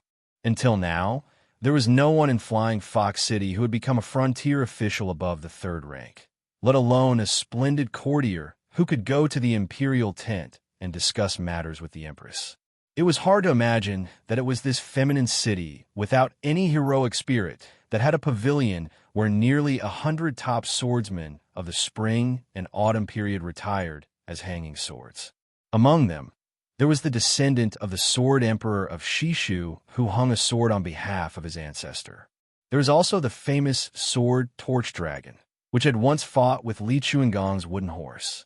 In the southern villages of the spring and autumn period, there was a custom of planting a row of feng shui trees. Shopkeeper's son sighed and said, "Brother Su's words have thoroughly explained the great principles of the world. You are indeed worthy of being a scholar from a big family, unlike us common people who only care about money. We have lived for more than half of our lives, yet we still can't say such words." Su Fengyan laughed it off. He had long since stopped taking this kind of flattery seriously. He only asked curiously, "Brother son, you seem to have forgotten something strange." Shopkeeper's son smiled and said, "Yes, yes." Shopkeeper's son came back to his senses and said with a smile, "Yes, yes, yes. Before the Flying Fox City, it should have been more than 20 years ago, there was a handsome swordsman who didn't hang his sword but sold it for a high price. At that time, he sold it for a frightening price of 1,000 gold taels. I was still young at that time. I remember that everyone in the Flying Fox City was shocked. I saw this handsome swordsman in the crowd of women from afar. He was indeed a rare handsome man. Later, he used the money he earned from selling the sword to live in the Feng Feng Lu for a whole year. It was another big event that shook the whole city. He became a painter and specialized in drawing portraits of women. When he earned money, he would spend it like splashing water. At first, he was happy and unfettered. Those young ladies from big families were happy to support him. God knows if they were after his person or his paintings. However, his business became more and more desolate. Later on, no one saw this man who was not a swordsman but a painter. However, this strange story of him selling his sword, painting, and sleeping in a brothel was passed down. Su Fengyan asked, "What kind of sword could be sold for 1,000 gold taels?" Shopkeeper's son had a difficult expression on his face. This old son doesn't know. I only heard that he sold it to the city lord. Later on, when the city lord's son was 20 years old, he gave it to the crown prince. Younger brother Su, this old son is not exaggerating. This city lord's son is different from the ordinary men in Flying Fox City. He is valiant and brave. His swordsmanship was taught by a first-rate master. He could draw a 3-stone bow on horseback. He is even better at fighting on foot. Rumor has it that in a few years, he will go to the northern royal court and become his majesty's servant. This is a great honor. Of old son's 2 daughters, there is no need to talk about the older one. She is at the age where she is yearning for love. Even the younger one, who is only 10 years old, admires him to death. Every time the crown prince shows his face, she will run to him with her sisters and scream, saying that she will marry no one but him in this lifetime. This makes old son so angry that smoke is coming out of his 7 orifices. You're just a little girl who is not even 11 years old, so why are you joining in the fun? You take after your mother's dark skin. In the future, when your face and figure grow up, even if a girl changes 18 times between childhood and womanhood, she will still be delicate. Younger brother Su, don't you think so? As soon as I scolded her, she, Xianxia, and that old daughter-in-law of mine, an old woman with yellow pearls, also blindly kicked up a fuss. Together, they turned their elbows to the outsider and joined forces to sulk at me.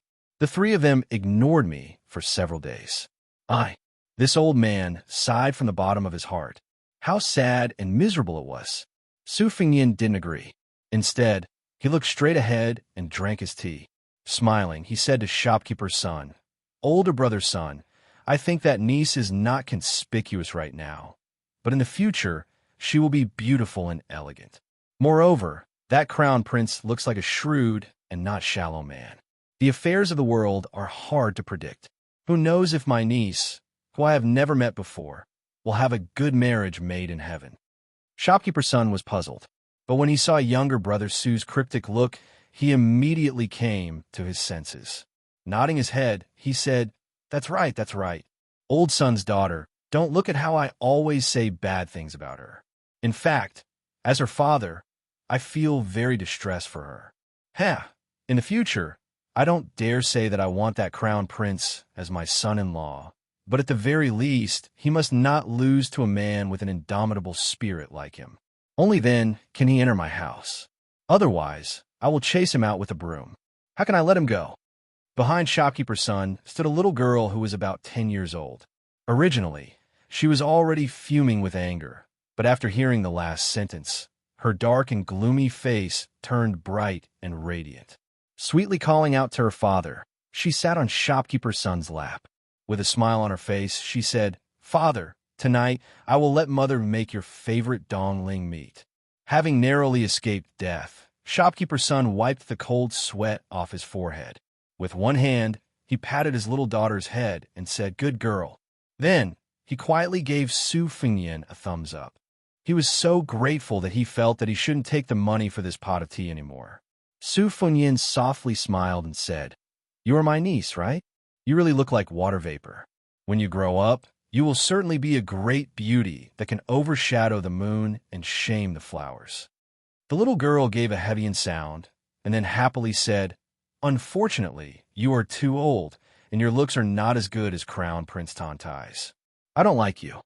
Su Fengnian was speechless. His Royal Highness was pierced by thousands of arrows. It's a little late.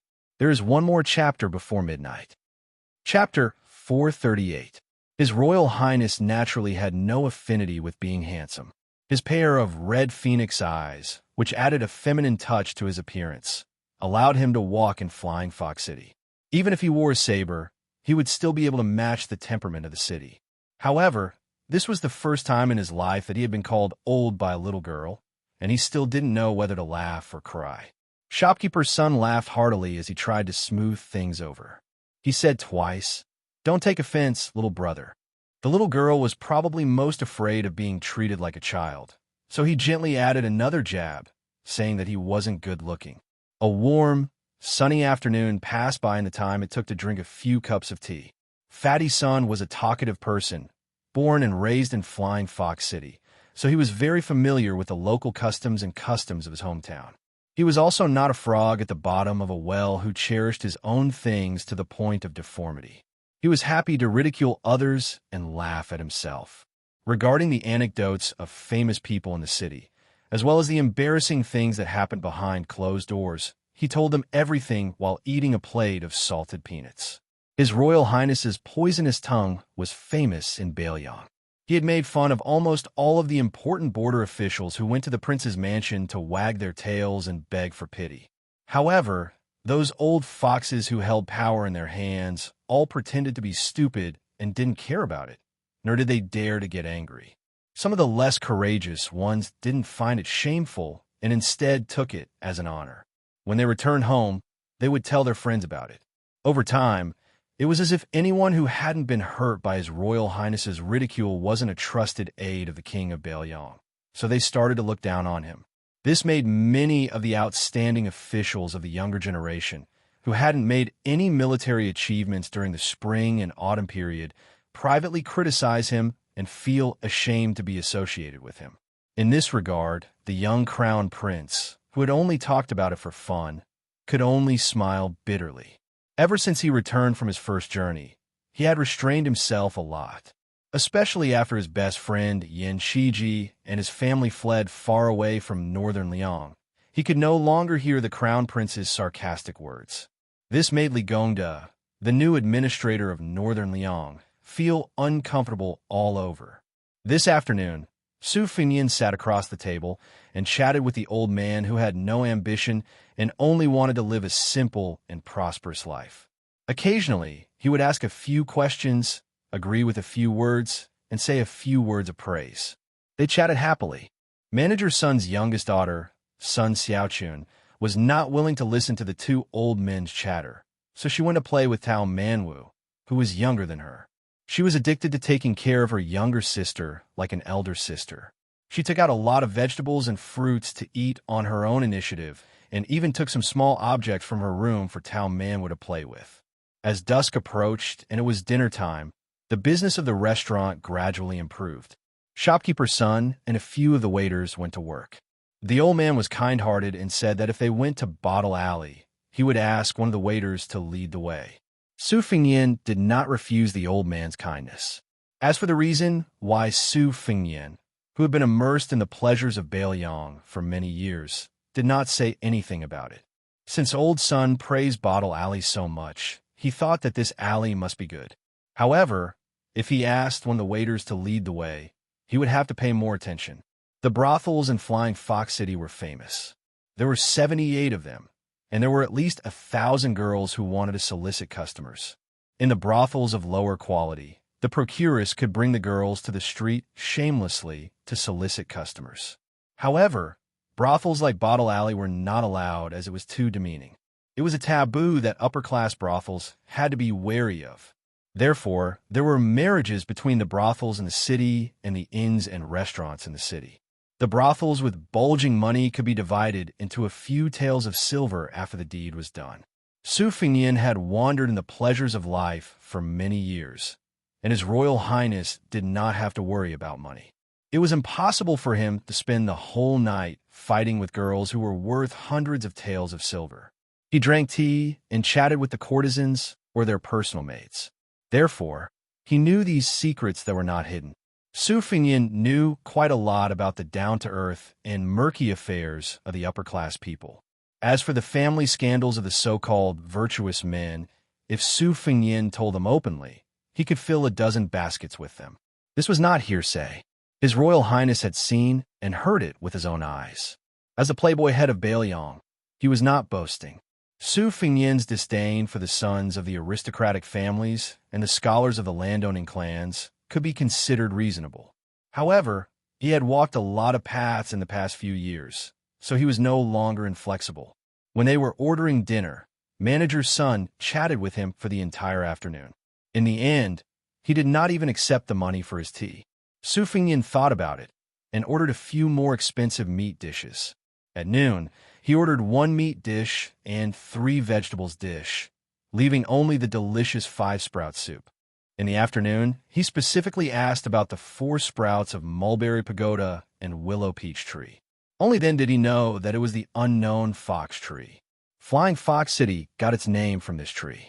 Every summer, the flowers would be as large as snow, and the fragrance of the flowers would fill the streets and alleys of the city. After the meal was improved, Tao Manwu ate happily.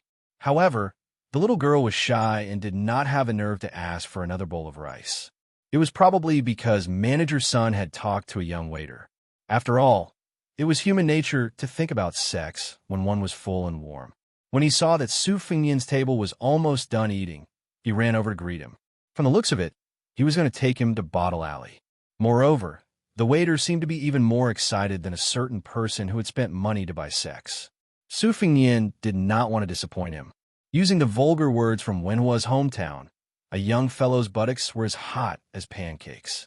If he held it in for too long, it was easy to get hurt from holding it in.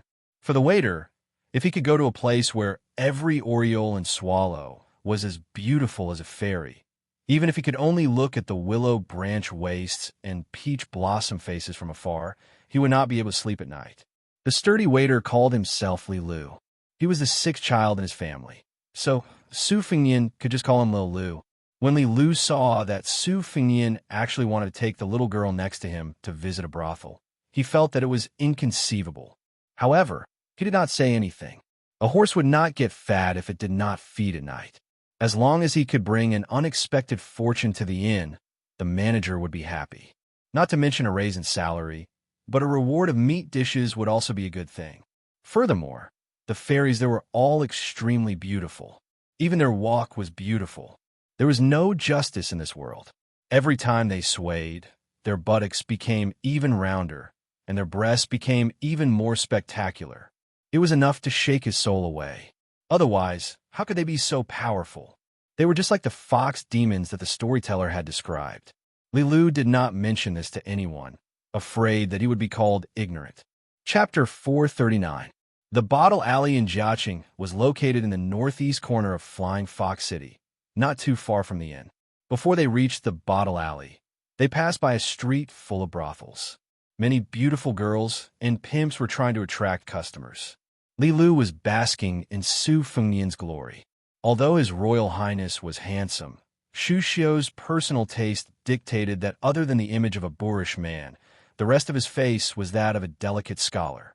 Compared to His Royal Highness, his handsome face was much less feminine, but it was still quite outstanding.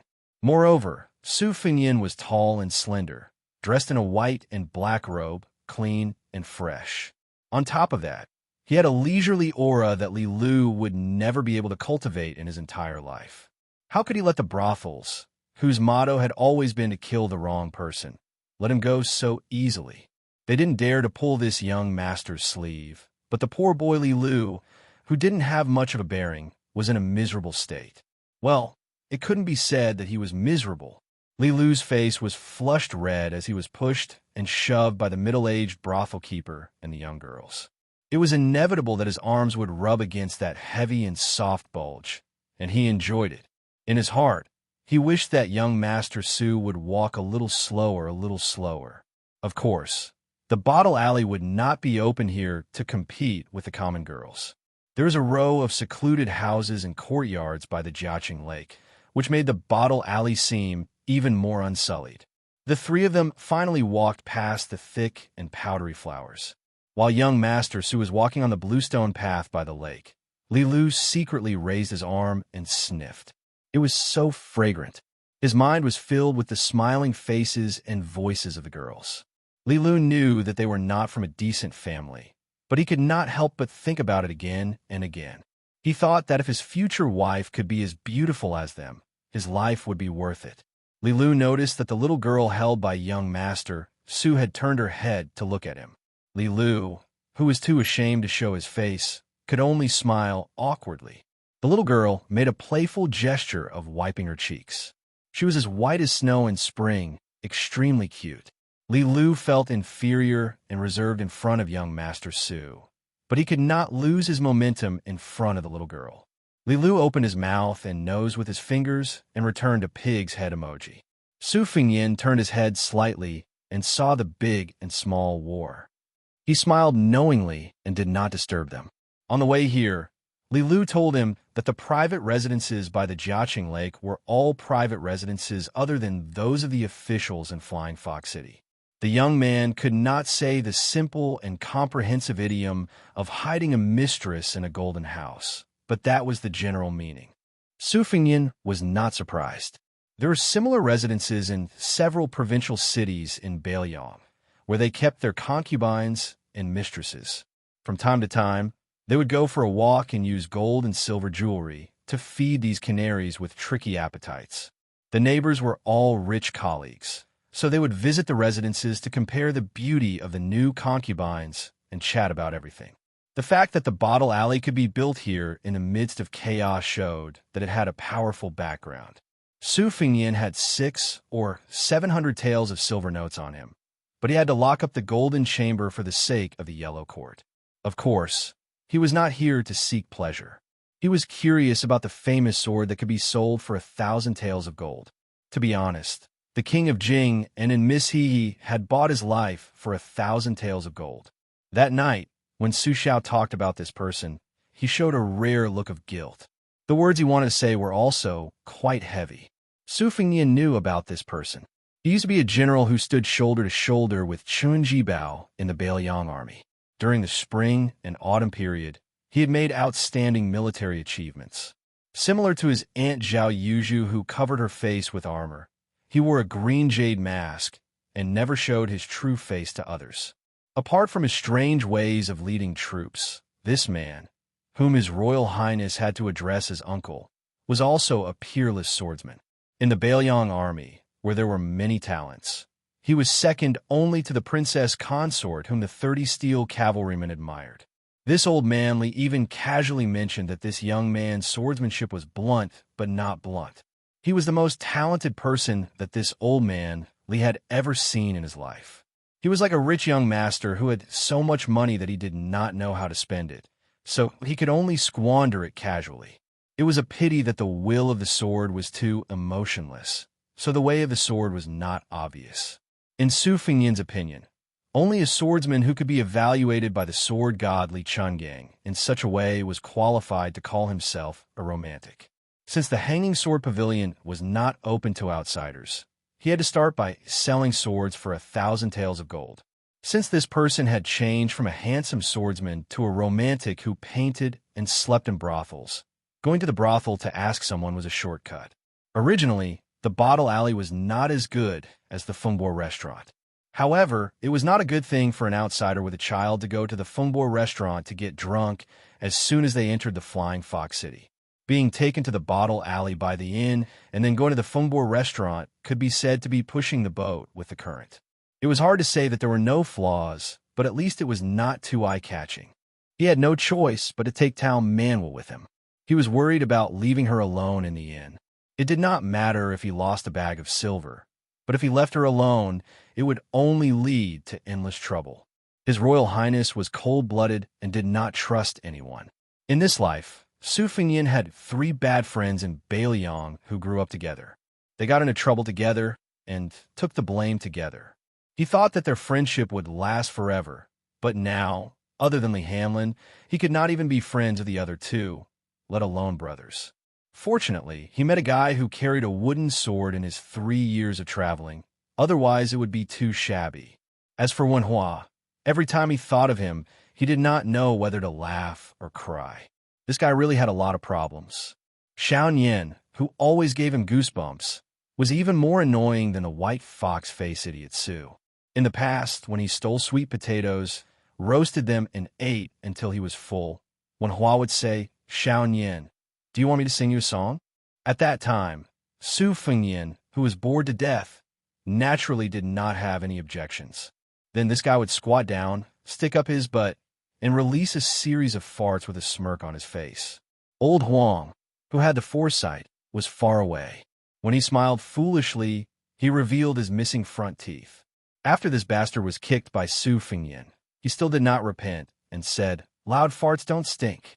Although Wenhua's swordsmanship was unsightly, he was an expert at climbing trees to fish and prawns in the water. When he passed through the orange forest that was filled with golden oranges, not only did he get angry and his mouth was full of bubbles, he would also stuff 2 oranges into his arms, hold them with both hands, and ask if they were big or not. Then he would chase after the creepy Su Fengnian all over the forest with his orchid fingers, screaming, "Young master, come, come." Then he would be chased by the owner of the orange forest with a shoulder pole and a few stray dogs, or he would pester his Royal Highness to ask how a woman's asterisk felt. Su Fengnian was too lazy to pay attention to him. Occasionally, he would buy a tray of steam buns with some copper coins that he obtained from being a fortune teller or playing chess. Every time when Hua ate a steam bun, he would poke it with his finger, drooling, and ask if it felt like this. This young man, whose biggest dream in life was to become a proper swordsman, still went to the border alone after learning that Su Fengnian's background was not bad. He said that he wanted to take a look at the desolate scenery and practice his swordsmanship.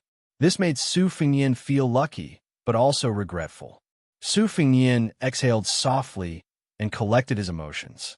He could already see the bottle alley that was decorated with lanterns and colored banners in the twilight. "I hope that when we meet again in the future, you will be one of the best swordsmen in the world, and I will be the king of Beiliang. Who in the world will dare to look down on us? Brothers who steal chickens and dogs and look at women's breasts together.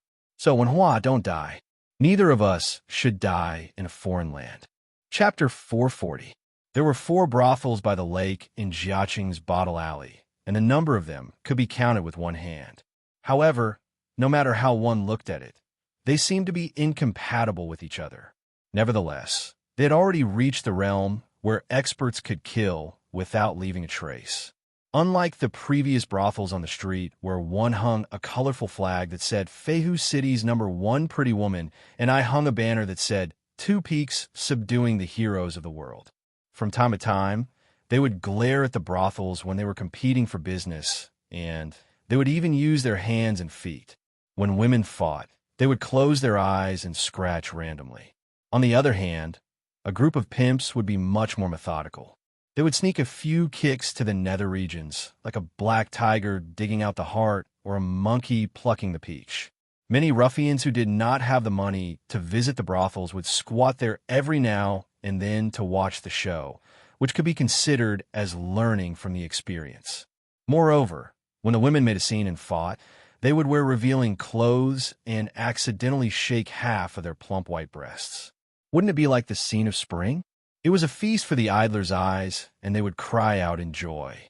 Some ill-intentioned men would deliberately ask their unfamiliar companions to enter a brothel and intentionally or unintentionally show the brothels to the procuress to fan the flames, just so that their brothers could watch a good show.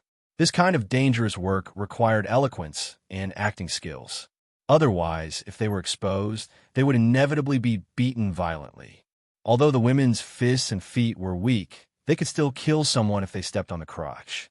The ruffians in the Flying Fox City formed gangs and gangs, but they were not very impressive. They were just stragglers. In the neighboring White Frost City, the population was only half of that of the Flying Fox City, but they were united and raised several banners. The members of several gangs could do whatever they wanted in the Flying Fox City. They liked to come to the Flying Fox City to visit women and trample on men when they had nothing to do. If young Master Tanai had not accidentally bumped into them a few years ago, they would not have been able to raise their heads in the Flying Fox City in the past 2 years. However, in the battle with the city magistrate's son, the guard behind him stood by and watched. He single-handedly ravaged more than 40 strong young men. Later, he was tied up and thrown out of the White Frost City, which made the people in the city applaud and applaud. It was not that this rich and powerful crown prince had a good reputation and was liked by women ranging from 60 to 6 years old in the city. It was just that the other men in the Flying Fox City were too weak. The gangsters were also convinced by eldest young Master Tantai. After all, he never bullied others. If he were to teach them a lesson, he would teach them a lesson. Besides, if eldest young Master Tantai really became a servant of the emperor without any rank, it would be even more glorious in the city. Since this year, many women had burned incense and prayed to the Buddha everywhere just to make wishes and blessings for eldest young Master Tantai, which made those rich men smile from ear to ear. There were 2 brothels on the left and right sides of Bottle Alley, and there were no women coming out to welcome the guests. Instead, there were only a few youths with rosy lips and white teeth standing outside the brothels. Their figures were delicate, and their looks were not inferior to that of women. According to the unwritten rules, if a rich man with a hobby of cutting sleeves took a fancy to a girl, he could spend a small amount of silver to bring her into the brothels and have sex with her. Most of these youths were scheming, and their observation skills were not inferior to that of the brothels. They were especially good at flattering people, and secretly competed with each other to see who had slept with the most girls in the brothels. This also directly determined their social status. If any of them were to sleep with a courtesan in the brothels, the price they would ask for in the future would be much higher. After all, there were many brothels who couldn't afford to pay, but wanted to know the size of the courtesan's breasts and how many of her buttocks were perked up. Su Fingyan was led by Li Lu to a brothel that had a huge luminous pearl hanging from each corner. From afar, he saw this extravagant display. Because of the quality of the pearls, there was a huge difference in price. However, all luminous pearls were at least 30 gold taels, not to mention that the 4 luminous pearls were so dazzling that even Su Fingyan was shocked. He walked closer to take a closer look, and only then did he realize that the pearls were covered with colored glass. However, this brothel's financial resources were strong enough, and the way they were promoting the scene was ingenious. An arrogant and handsome youth slightly raised his chin to Li Lu. He knew that manager sons and would be recorded in the accounts, and a bonus would be sent to him at the end of the month. As for the specific amount, it would depend on Su Fingyan's expenses in the brothel. However, with 5 taels of silver as a base, it was not a small amount of money for an inn that worked hard for an entire year to earn less than 180 taels of silver. Su Fengnian gave a small piece of silver to Li Lu.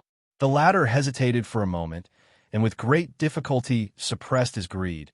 He shook his head and waved his hand. He was afraid that his soul would be hooked by the silver, and when the manager found out, he would be beaten up, so he quickly turned around and ran away. Su Fengnian did not stop him. He took out a few pieces of silver and threw them to the youth, who had already sized him up from head to toe. This silver was not given out blindly. This was the first time he visited, so if he gave too much, he would be treated like a fat sheep and slaughtered to death.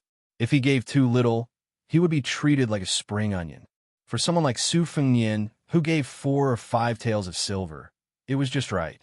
If it was someone who was familiar with him and knew him well, he would give them a reward based on his wallet and temperament. For someone like Li Hanlin, who was used to spending a lot of money, if he was in a good mood, he would stuff a few hundred taels of silver into the chest of the procuress who came out personally. No one would dare to treat him like a fool.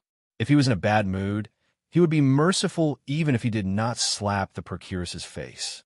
In the past, Li Hanlin always complained that his father's position was too low, and he did not go out in a dignified manner. He was only a tyrant in Feng Province, and was not very effective outside of Feng Province.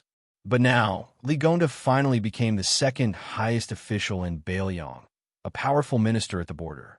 This guy, who was already one of the top princes of the dynasty, had nothing better to do and became a soldier of Bailiang. Su Fengnian had a general understanding of the situation in Bottle Alley from Li Lu. He held Tao Manwa's little hand and walked into the courtyard. He paused for a moment and said calmly, "Today, I came to your Guanghan house to listen to Miss Anyang play the zither, watch Miss Qingnu dance on the lotus, or watch the newly promoted Miss Wei throw the embroidered ball. In short, I want to see one of them.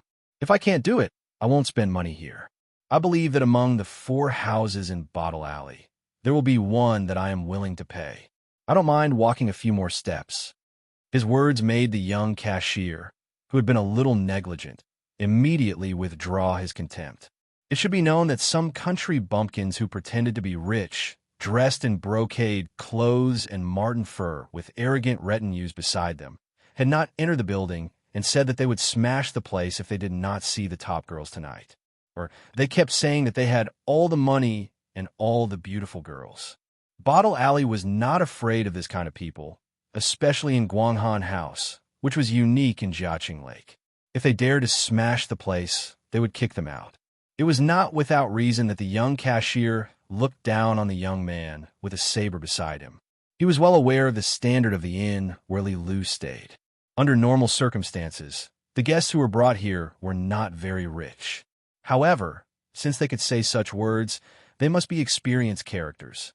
As long as it was a well-known brothel, the top girls would mostly be favored by the officials or the sons of the rich, or they would have acquaintances who they could not afford to mistreat. This had nothing to do with the status of the top courtesans and how much they put on airs. Everything was based on first come, first served. An outsider, a stranger, wanted to put all the shark's fin and bird's nest into his bowl. Did he think that he was the son of the 8 states governor or the grandson of the 12 great generals of Baimang? This was called being immature and not being particular. Generally speaking, brothels did not like such inconsiderate guests.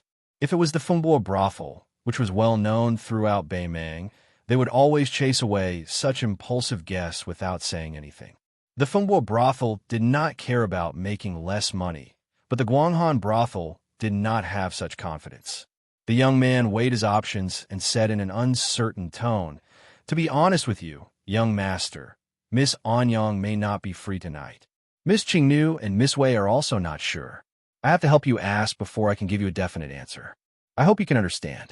These 3 are the most outstanding sisters of our Guanghan brothel. Even if I work here, I may not be able to see one of them every day." Su Fengnian knew that there was hope.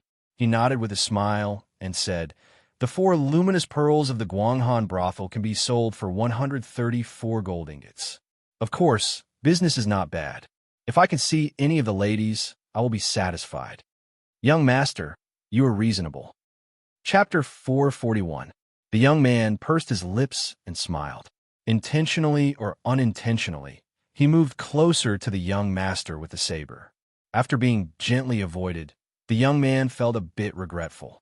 It seemed that the young master did not know the pleasure of the bed, but the young man did not care too much about it. As for why the elegant gentleman with a saber would bring a little girl to visit the brothel, he had seen too many unimaginable strange things, so he was too lazy to think about it. In the brothel, there were many dirty things and jokes. For example, some young masters did not like beautiful women, but instead fell in love with those old and fat women. Or some frightening, burly men who liked to be whipped by the girls and drip candles on them. There were even rich merchants who brought along their wives who dressed up as men to play with one dragon and two phoenixes.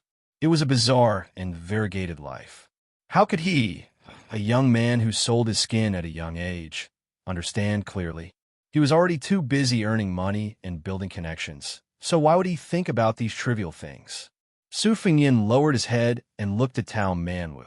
The little girl had the demeanor of a great general. As expected of Tao Qianji's daughter, her face was calm and tranquil. However, Su Fengyin knew that her palms were sweaty, so he said to the young man, "Enter through the side door." The young man knew that some people would be reserved when visiting a brothel. He wanted to explain that the Guanghan brothel was elegant and quiet. Even if you walked in from the front door, you would not see many faces. However, seeing the firm eyes of the young master with the saber, he did not insist on such details. In addition to the four-story main building, there were two separate courtyards, which were occupied by the top courtesans of the brothel. Su Fengyin went up to the second floor and looked through the window. There was a courtyard behind the building that was brightly lit. Many nobles and scholars in brocade robes were sitting on the ground. The sound of the zither lingered in the air. A plump woman with an icicle face was playing the zither leisurely. She was wearing a small-sleeved long skirt and beautiful gold embroidery. Sitting next to her was a rough warrior with a marten tail. He sat cross-legged and wore a pair of black leather boots. It was obvious that he was arrogant. He was dressed like the scholars of the Liang dynasty and enjoyed the music with his eyes closed. Only the rough warrior's eyes were fixed on the fair chest of the courtesan who was playing the zither. Every time she touched it, it would cause a ripple and the man's eyes would become hotter. When they arrived at an elegant tea room, the young man slightly bowed his head and said goodbye. "I will go and report to the nanny. Please wait a moment." After he left, Tao Manwu asked carefully, "Is it sister?" Su Fengyin smiled and nodded. Not long after, the young man walked into the tea room with a charming woman in light makeup. She carried a jar of yellow wine sealed in mud and said with a smile, "Yunzi left in a hurry just now and didn't pour tea for you. It was out of kindness that I wanted you to meet a girl you like as soon as possible. Please don't take offense. My name is Shi, and I brought you a jar of our Flying Fox City's 3 flavors old yellow wine as an apology on behalf of Yunzi. Yunzi warmed the wine for you. I will go and inform Miss Wei. If Qiao is free, I will come and invite you again." The young man had just taken the yellow wine when the sound of hurried footsteps came from the door. The young man who was called Yunzi was flustered, but the woman who called herself Shi was much calmer. She looked at the door and saw a group of people rushing into the tea room aggressively. There were 2 strong trainers who worked as hired thugs for the brothel and a beautiful young man who was more beautiful than Yunzi. The leader of the group was a woman wearing a pair of soft-soled brocade hook boots that were popular in the Old West Shoe Palace. Her long sleeves trailed on the ground. The handsome young man bowed and bent his knees as he trotted over. Looking at her aura and attire, although the woman she had some status in the brothel, she was far inferior to the woman who was wearing heavy makeup. Sure enough, the woman who had practiced fiery golden eyes only glanced at the young master with the saber and completely lost her scruples. She stretched out her index finger and pointed at Shi. She sneered and said, "You Shi, do you know the rules of the Wanghan Tower? How dare you privately take in a guest? Miss Anyang's courtyard has no seats. You dare to skip Miss Qing's courtyard and directly send her to Wei Qingwan's embroider ball pavilion? Shi, who gave you the courage?" She was worried and worried. She forced a smile and said, "Sister Cui, I just saw that Miss Qing's courtyard was crowded, so I didn't want to disturb you." The woman let out a long and sinister "oh." She stared at Shi for a while and smiled. "It doesn't matter, it doesn't matter. I've been friends with Shi for so many years, and I know that she's always reliable. It must be this damned Yunzi who acted on her own initiative. Men, drag her out and beat her with 20 sticks. According to the rules, don't miss one stick, but also don't miss one stick.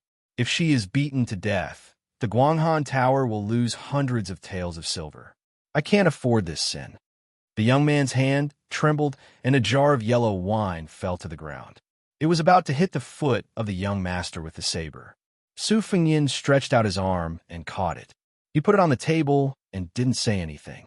It was obvious that the second most popular girl of the Guanghan Tower, Miss Qing Nu, who had a good reputation, and the rising star Miss Qing with the surname Wei. The two of them had a conflict. Behind them, the nannies who shared the honor and disgrace of their respective courtesans were scheming against each other. Looking at the situation, it was unknown why Qing Nu, who had a good reputation for rolling embroidered balls, lost her popularity. Qing Nu's courtyard was crowded, but her embroidered ball pavilion was deserted. It was probably because the young Yunzi was closer to Qing Nu and the nannies, so she wanted to catch a foreign guest and see if she could solve the urgent problem. She didn't expect that what she was afraid of would happen. She didn't care about the noise behind her. She squeezed out a smile and said, "Sister Cui, don't be angry. Today's matter really has nothing to do with Yunzi. She was blinded by lard and took the job without permission. Sister Cui caught me in the act. I accept the punishment." The woman surnamed Cui made it clear that she didn't care about the owner. She sneered and said, "Sister Shi, you are kind, but rules are rules. Why do you want to be punished for a little bitch who doesn't understand? I can't bear to see you humiliate yourself like this. What are you looking at? Drag Yunzi out and beat her 20 times. The young man with the skirt smiled and repeated, "Drag her out and beat her 20 times. She turned to Su Fengyin for help. She was a woman with some status in the Guanghan Tower, but at this time, she was all alone and looked miserable. Yunzi knelt down and whispered, "Young master, save me." Su Fengyin was indifferent. She restrained her sadness and turned to the arrogant woman and said coldly, "Sister Cui, this young master is a distinguished guest of our Guanghan Tower for the first time. Don't you care about his feelings? Aren't you afraid that the Flying Fox City will laugh at you?" Su Fengyin frowned and thought, "You still want to drag me down?" The woman covered her mouth and smiled. She was very happy, seeing that the two instructors remembered their old friendship and didn't want to drag the sweet and well-behaved Yunzi away. Her face became gloomy. "Cut the weeds and dig up the roots." This was what the officials and military men said, but she was very clear about it. When dealing with some enemies, if she did not push them to the brink of death, they would really rise again when the spring breeze blew. Back then, didn't she make a wrong move and lose to this Shi and almost couldn't get up? Now the tables had turned. Shi's life was miserable, and she wanted to make a comeback with the help of the little bitch surnamed Wei. No way. The woman pushed Shi away and grabbed Yunzi's hair and pulled. The young man who didn't dare to resist fell to the ground. She stepped on him fiercely and smiled again. She didn't look ferocious at all. She had the charm of a big family's first wife teaching a servant. She bit her lips and covered her arm with one hand. The weather was cold like spring, and the heart was cold like autumn. The woman had stepped enough and looked at the young master with the saber. She smiled and said, "Dear guest, do you dare to tell anyone about what you saw today?" Su Fengyin couldn't help but laugh. Tao Manwa was a little nervous when facing Yunzi and Shi, but he was still calm. After seeing the woman, he subconsciously hid behind Su Fengyin. Su Fengyin took out 200 taels of silver and said calmly, "I came to Guanghan House to get familiar with Miss Wei so that I can visit often in the future. In fact, I have a selfish intention to get close to Sister Shi. I'm not interested in Anyang or Qing Nu. To be honest, Sister Shi is more interesting. Women at this age are better at serving people, aren't they? As for you, a woman in your 50s, get lost and go home to your grandson. I'm too full for dinner and don't want to waste food." She was stunned and her eyes turned red. That was a huge honor given to him. It was more warm than thousands of words of love and 1,000 tales of silver. From the 12th of last month to yesterday, it was exactly 1 month. I've already updated 206,000 words. It's a miracle that hasn't happened in a few years. I hope everyone can continue to understand the occasional dull plot in the snow. In fact, this kind of transitional content is quite interesting if you look at it carefully. To put it bluntly, it's like the imperial court in Jianghu. They can't just be two lofts in the sky that look majestic and glorious. They have to be grounded.